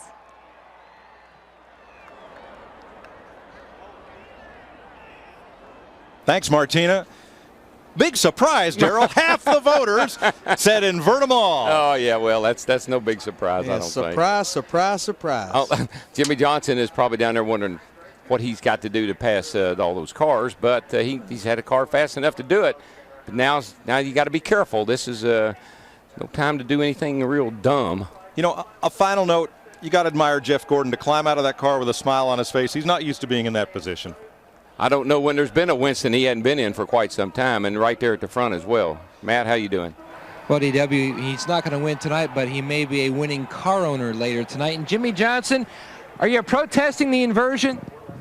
Of course I'm gonna. They should have drawn no inversion. It's just how it is. You knew it was coming. If I was sitting in the grandstands, I'd choose the same thing. You want to see the best race possible. Just real happy and proud of Chad and these guys making the right adjustments on this car. We got lucky there in that first segment. You know, earn this win on the second one, and hopefully we can get through this field and get up front and take home the big check. Now, that car was great in clean air, but how's it going to be back in traffic? Can you get to the front? That's the thing. If it was probably a 40-lap run, you could have some patience and play with traffic right. But it's going to take some mistakes from some guys to get bottled up and get some runs on them. But it's going to be tough, but we're going to try as hard as we can. Brand new race car looking for the big money. They've already made a lot so far, Mike. Well, it's the kind of night that it's been, Matt. The first driver to have trouble in this race was Jimmy Johnson. He had to come and make a pit stop after kind of creeping down the backstretch, but then when the caution came out, it put him in the catbird seat. And there he is, advancing to segment 3, along with Earnhardt Jr., Elliott, Craven, the pole sitter Kenseth, Busch, Newman, Harvick, Robbie Gordon. All advance, and Tony Stewart. And here are the fellows who will be watching from the top of the hauler. I see a bad moon arising. You might think it's a good night for a moon, but I see a bad moon arising. Getting set for the final segment, 20 laps of the Winston. It's defending champion Jeff Gordon, eliminated. 4 veteran drivers out in one big crash, including the point leader Sterling Marlin, Bobby Hamilton, Dale Jarrett, and Rusty Wallace. Only 10 are left. Let's go trackside and Dick Berggren. With Richard Childress quickly, your car number 29 with Harvick. Can he win this thing? Yeah, well, I hope one of them do. Both of them's got good cars, and this is a Winston. It's always some excitement. It is indeed, Richard. Good luck. His cars are in row 1 and 2 on the outside of Tony Stewart with the 10-car inversion. There is that bright orange machine of Robbie Gordon. Kevin Harvick, row 2 with Ryan Newman, who came out of the No Bull to win this, the sprint. Then it's Ryan Newman, Kurt Busch, Matt Kenseth, Ricky Craven, Bill Elliott, Dale Earnhardt Jr., Jimmy Johnson. Who will win $750,000 just 20 laps from now? Got to get a good start. Got to get out of the hole here now. Remember, that outside line has not been going very good on these restarts. Pretty even. Oh, Tony spun. Tony spun his tires a little bit. That evened things up. Look at Harvick. He goes to the bottom, tries to go to the bottom, going into turn 1. Stewart shuts the door on him. That was just because Tony spun the tires a little on the start. But I tell you, I believe that 20 car will check right on out, boys. That 48 car's already got by 1. Get them lined up, single file, take them one at a time. Don't do that, Dale Jr. Don't go in there. Ryan Newman in a 12 car took a little bit of a peek. Now he's going to go to the high side. There goes the 31 underneath the 29. Teammates passing. Ryan Newman, he's going to take the 3rd spot. Kicks Harvick back to 4th. Now, one thing I know that 12 will do, it'll go down that straightaway. Newman trying to become only the second driver in Winston history to come from a transfer spot to win it all. 48's back here. He's boxed. 48's boxed right now. He needs to get single file so he can get by these guys. Stay on the bottom. Stay on the bottom. Whoa, easy, buddy, easy. Whoa, Kenseth, he got together with Johnson. Well, Johnson had a run on him, but he can't go 3 wide right there. Traffic leaving this place is going to look easy to Johnson after this. Harvick went from the front to the back in a hurry. Look at that 12. Giddy Newman. up. That thing has got some giddy up. Newman on the assault. Tony, second place. Don't look back, Tony. You got trouble, buddy. Better step it up if you got anything, because here comes Tony, Mr. Newman. Your phone's ringing. It's Alltel. It's Newman for Stewart. Other than Elliott and Harvick at the back, pretty much single file right here. 17 laps to go. Golly, I love this. Boy, Newman really strong at the end of that back straightaway. Look at him, right on the rear bumper of Tony Stewart. He's going to get him loose. He's going to get him pushed up, and he's going to get under him right here. Here he goes. He has the run. He'll lead this lap. He's got him. Robbie Gordon, the 31, he got a good run. Had to fall back in behind. Well, I think Tony let the 12 by because he knew he didn't want to go side by side with him. That gave the 31 a little run on him, but not much. But, buddy, let me tell you, as we saw in the Open, kiss 12 goodbye. Kiss me some money. How about this, Darrell? 3 former open wheel champions up front. Newman, Stewart, Robbie Gordon. Impressive, I got to tell you. Kurt Busch doing a good job. TIDE's right there. Junior's hanging in there. Well, remember, Junior came up from 9th. He's up to 6th. In the number 8. Looks like the 48 car is not going to. He looks like he's just kind of settling in back here near the back. He's hung back in 8th position right now. Last lap, Newman ran 29.80. He's about the only car other than Ricky Craven even in the 29. Listen, 29.80, folks, is qualifying speed. That's how fast these guys are running. This racetrack's getting cooler and cooler. These old motors love that cool air. You got to love that Ryan Newman. Sat on the pole here last year. Was leading the race, and he lost it going into turn 3. Leading. Blew up leading the Winston Open last year. Tonight he's showing why he's a tough young man.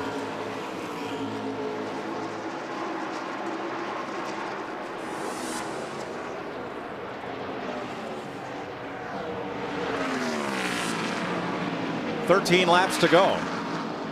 And Darrell, again, I like this format. Instead of just a 10-lap shootout, now the drivers whose cars make it a little better in a longer run may have a chance. Well, this kind of format, it ain't over till it's over. Right. You know, you still got to get, something could happen to Ryan Newman. When you run a car that hard, you can run the tires right off of it, and you can back up to Tony Stewart in a heartbeat. I mean, Darrell, just watch Tony Stewart in the corner. I mean, he is working in that race car. Well, that's because he's driving it off in there about twice as far as he'd like to. And he's got Robbie Gordon right stuck under his back bumper, which that doesn't make it too comfortable either. His last lap time about a quarter of a second slower than Newman, who's now pulled away by 1.1 seconds. 29.95, closest thing to it, and Dale Earnhardt Jr. to 30.12. That little old Kurt Busch in that 97 car, he's right here on the back of Robbie Gordon.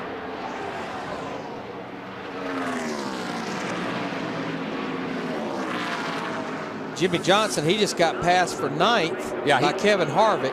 His car, I don't know if they did something to it on the brake, but he's not near as good as he has been. He cannot even come close to running the bottom like he was running. No, and that's what always worries me. Car really good, you say it just needs a little something and you overdo it.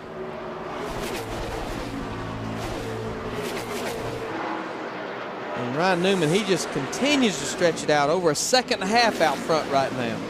10 laps to go. We're halfway in the final segment. I got a good idea if you asked Ryan Newman what his favorite racetrack was. I think I know what he'd tell you. And he's looking to have 750,000 reasons why. Pretty impressive. Roger Penske got him a pretty good fine right there. Found him in USAC running Silver Crown. Buddy Baker tutored him, brought him along, schooled him in stock car racing. He and Rusty Wallace. working together as teammates. A very intelligent young man. Yes. He understands his car. He works on it. He works with the crew, the engineers. He's an engineer himself. Vehicle structural dynamics is major at Purdue. Very well-respected engineering university. Might want to sit down and debrief with him sometime. This is the car that he actually raced at Darlington a couple of months ago after wrecking in happy hour with about 30 seconds to go, about 1 lap to go. He cut a tire down. Yeah, I think cut a left rear tire down over there. Newman started this race 27th, finished the first segment in 20th, finished the second segment in 7th. Well, you can bet these guys back here behind him, all of them are thinking, God, if he is, maybe he's going to blow up. He's running so fast. You know, right now, Robbie Gordon and that group, Kurt Busch behind Tony Stewart. Darrell, I believe they're a little quicker, but Tony Stewart is running the bottom, and they can't get by him. They're starting to stack up actually behind him. Yeah, he's pulled about 4 cars there right up against him, but they can't get around him. You know how far it is from Ryan Newman to Tony Stewart? $640,000. That's right. The difference from first to second. Yeah, these guys back here, I'm pretty sure they have conceded. But you know, we talked about Kurt Busch having a good run. I mean, this is a good run for Robbie Gordon in that 31 car. I mean, that group has really had a struggling year. He's sitting here running in third. This is a good run for these guys regardless of where they end up. This is the car that he crashed in qualifying at Texas on his second lap. Well, he's getting about ready to lose third place, though, because that 97 just drove right up. He pushed up a little down in 3 and 4. Gordon with a couple of busy weeks here. You know, of course, he's running the Indy 500 as well as the Coke 600 next Sunday night here. 5 laps to go. He's getting a little impatient with Tony Stewart, and I think he wants to get Tony out of the way, and he did. Look at Busch turned him around. Caution is out. He hadn't hit anything yet. He stayed off the wall. Keep it off the wall there. Go, go, go. He saved it. He got 197 TM. Now they're racing back to the caution. Dale Earnhardt Jr., he's going to come all the way to third. Now once they take the caution, these laps do not count. It's green flag. It's going to be interesting to see when those 2 cars bump. Did Robbie Gordon lose enough momentum that it brought Kurt Busch to him? It looked like Kurt Busch got a really good run on those guys once they checked up. I'd say one was pushing down and one was picking up on the throttle. As in, see ya. Yeah.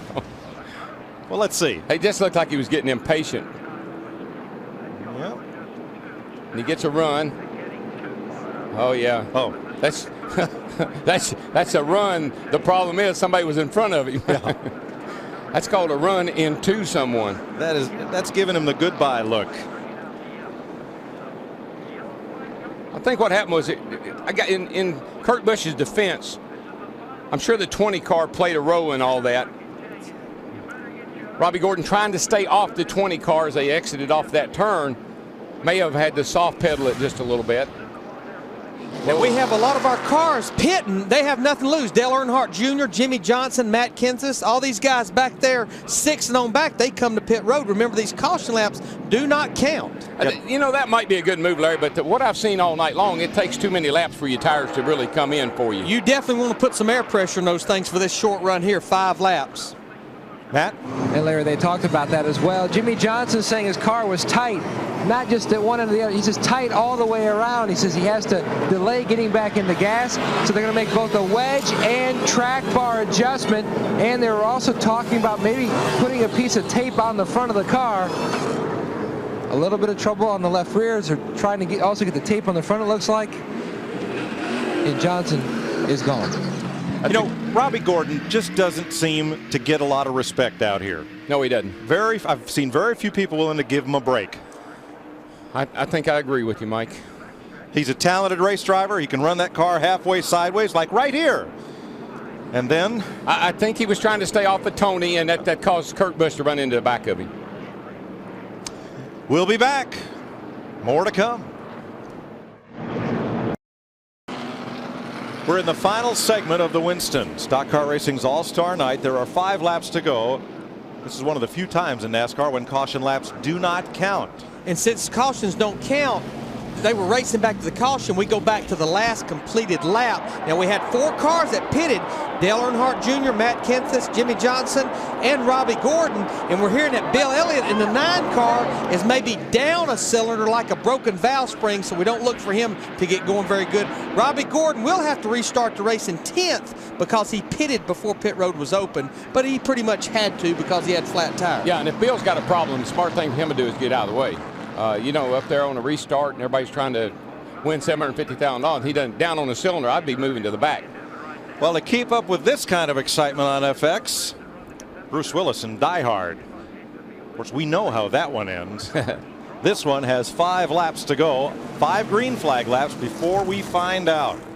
Actually, I think this restart's a disadvantage for Tony. He was having trouble holding those guys off. Now he's pushed up on the outside. Kurt Busch going to get a run on him going down into turn 1, and I think Tony's in trouble. 9 different drivers have led, 4 caution flags for 25 laps. Boy, this is when you got to really, really concentrate, focus. Don't miss a shift. Don't spin the tires. There's over 140,000 people here tonight. You know what? 140,000 people are standing right now. I think a few more showed up after work. 750,000 to win, 110,000 for second. Quite a difference. 5 laps, double file restart. Now listen, folks, all night long, these restarts have been exciting. Anything can happen here. Ryan Newman just needs to launch out of there, and he did. Once again, the outside line, it does not getting going. I mean, Ryan Newman gets a 20-car length advantage. These guys didn't get going. I don't know what happened there. That looked like they were trying to set the poor boy up almost. Oh, trouble down there. Almost. Junior tried to get in under. Is that Harvick? Now, listen, they'll start these over. This is the only time I've ever known them to start them over. Caution is back out, and it is to restart the race again. Here they come around to the caution. This is what happened to me here in 1995. I was up on the front row with Jeff Gordon. I didn't like the start. Jeff Gordon and I restart. I tried to jump him, and I got a jump on him. They brought us around and started us again, and me and Earnhardt crashed over in turn 3. Well, this lap does not count. It's an old short track trick, Darrell, but it's really risky. Now, here's something that happened to Jeff Gordon when Mark Martin won the race here a 3 years ago. Because they had an extra restart, Jeff Gordon ran out of gas. They didn't have enough gas in the car, and they didn't plan on an extra restart.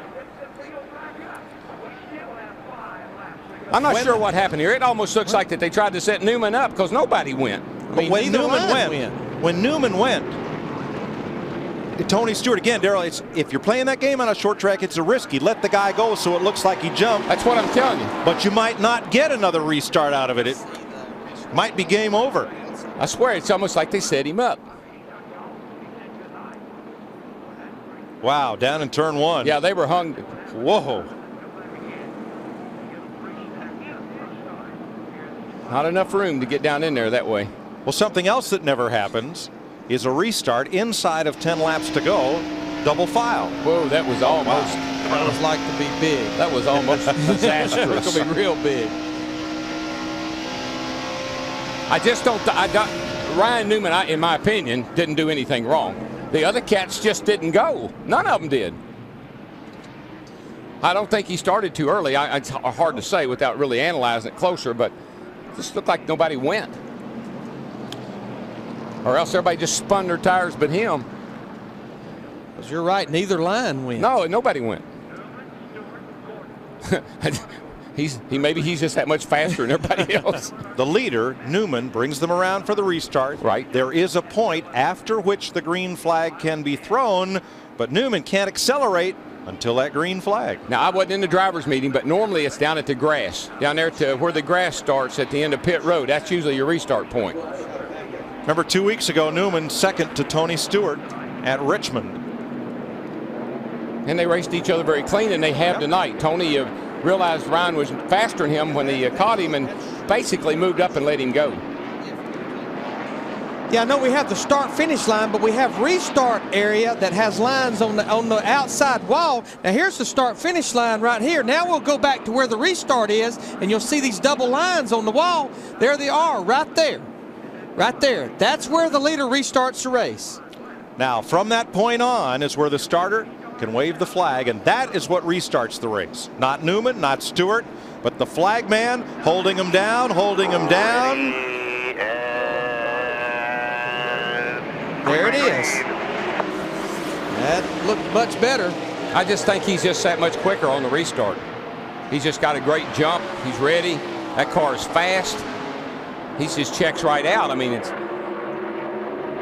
that was a show me the money kind of restart. It was for Ryan Newman. I mean, I think it's smart. $750,000. You pull out every trick you know.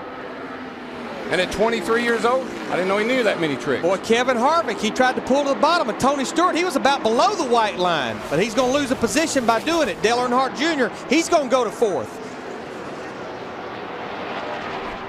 Kurt Busch is hanging pretty close to Tony Stewart.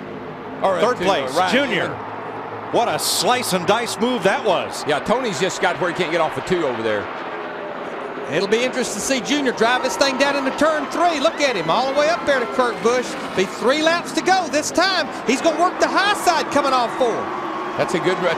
Get a lot of momentum right there. Really get a run down this front straightaway and pull right along beside him. But that's because he come off of turn 4 high. Got to run.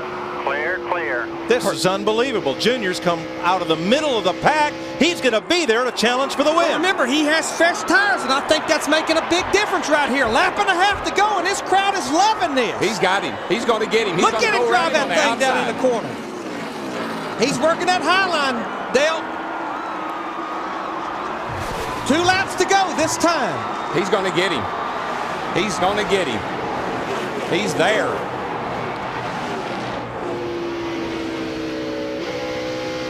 Look at him. He picks the throttle up so much earlier. That's those stretched tires. He's all over the rear bumper. Down the back straightaway. A lap and a half to go. Here you go by him on the outside. High side. Here we come. On the outside. Drive it out there. Pick it up. Oh, no. He's gonna make us hold our breath till the last lap. White flag this time. 1 lap to go. A mile and a half. He's going to move to the high side right here. Boy, Ryan Newman is doing everything in his power. If he can just get through here and not slip, Newman might have him. Kenseth for 3rd. Takes Kurt Busch. Junior is there. Bumper tag. Now see, Junior respected him. He could have taken him. He could have taken him around right there. And he lost some ground because he had to back off the throttle, Darrell. Last chance. He may not respect him here though. No, he pushed up, drove in hard. Don't think he can do it. And Ryan Newman is going to win the Winston. What a race! Wow. Matt Kenseth 3rd, Kurt Busch 4th. Jimmy Johnson, 4 fresh tires, gets back to 5th. Look at these guys. Oh, man. From dead last to 1st in 90 laps. That was exciting, man. I loved that. I thought Junior would sail around him on the outside. Junior really, listen, he cut him some slack over there off of turn 2. Because he had a run on him. He could have booted him out of the way and passed him. I have a lot of respect for Dale Jr. in that situation.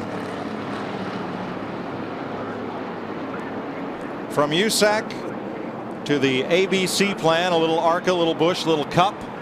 Baby. Ryan Newman running for Rookie of the Year. Let's see some burnouts here. Let's see it. Is now $750,000 richer.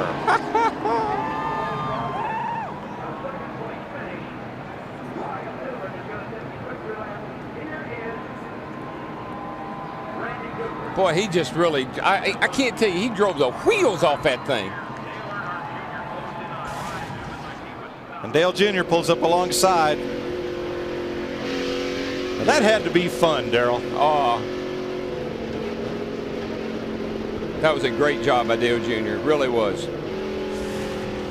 Matt? Dick Bergman's.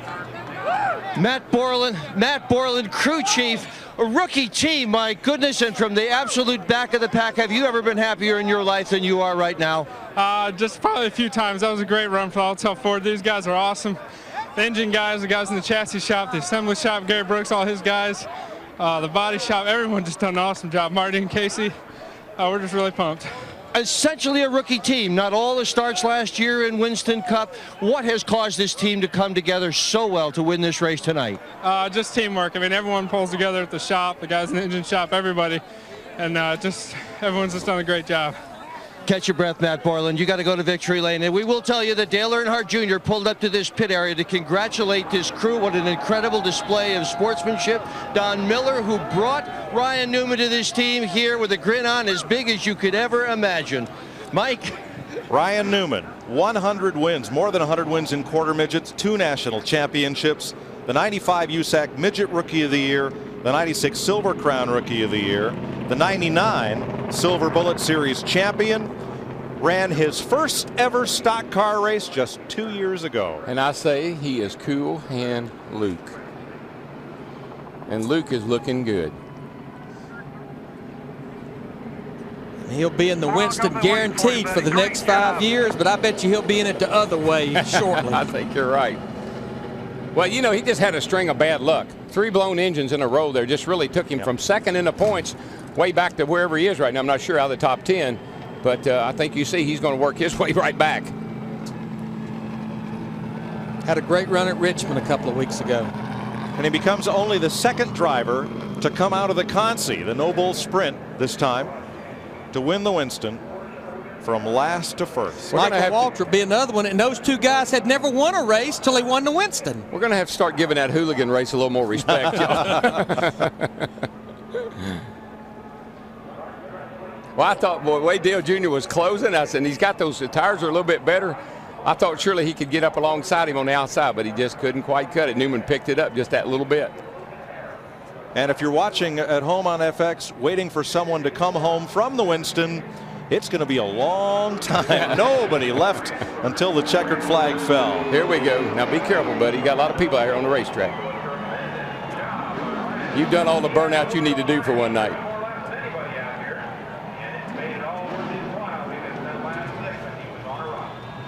Matt Yoakum with the runner-up.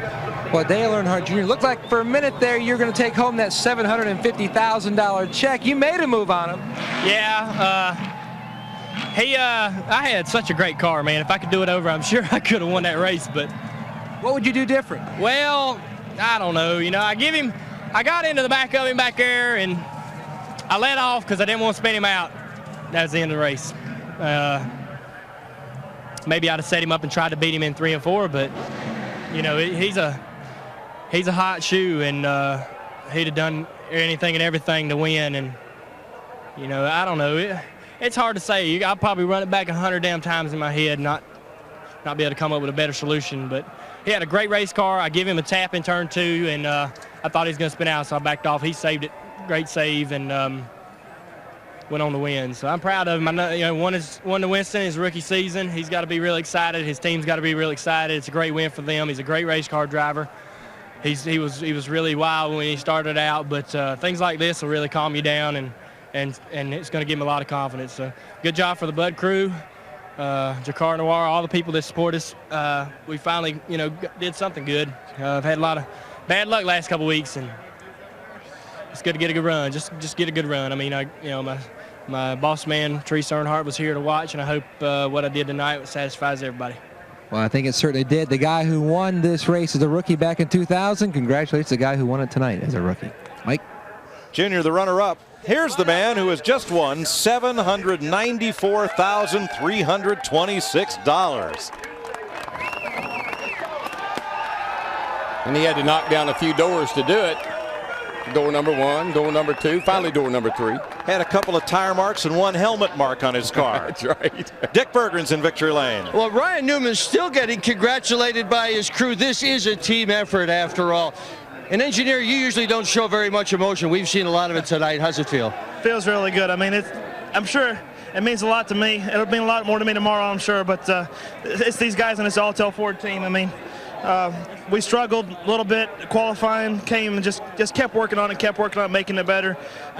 You know, we made the cuts just barely. We finished first in the second race and finished 20th in the first run, and I mean, just had to drive the wheels off the thing, but happy to run what we did. The invert helped a lot, but thank everybody at Winston, RJ Reynolds, and everybody for the opportunity. It's awesome. How about Earnhardt Jr.? He had a chance to take you right out and let you go on to win this event. What do you make of that? He did a good job. I mean, I messed up the last lap there going into 1 and 2 a little bit, drifted wide, and I think I slowed him up just enough that, I mean, he could have hit me, and I'm not even sure if he did or not. I know I got loose, but just, you know, my hat's off to him too. He could have done me wrong and went on to win the race, but it was a clean race and it was fun.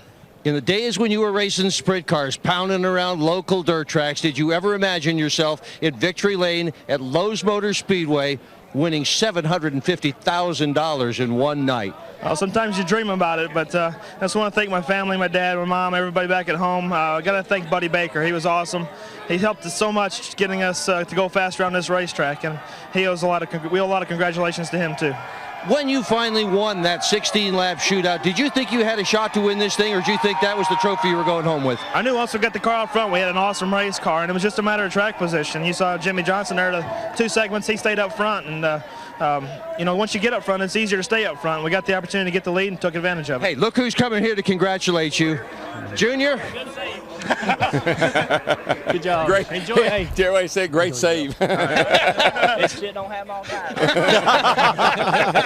We didn't hear that, so it's okay. Congratulations, Ryan Newman. Big, big night here. Rest of the year, what do you think? I don't know. We're just, you know, we look forward to next weekend, obviously. We've got a great race car, a great race team, and come back and hopefully we can have a great weekend. That's all we can hope for. Attaboy, congratulations. A big night. Mike Joy. Winston Cup rookies won every segment tonight. Jimmy Johnson, Ryan Newman. And so what are you trying to say? A lot of young guys out there tonight, wasn't there?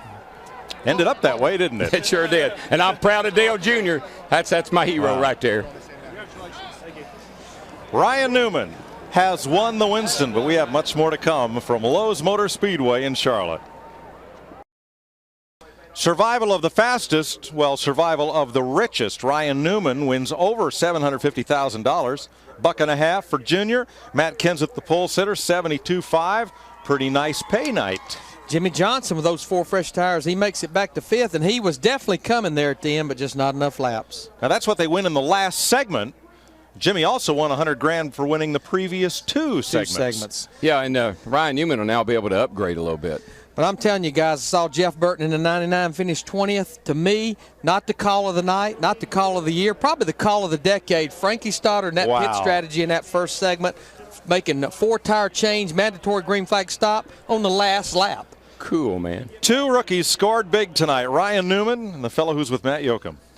And unlike Florida, no recounts on the inversion process. And you were trying, though. Yeah, I had my chant going on in the car, chanting no inversion.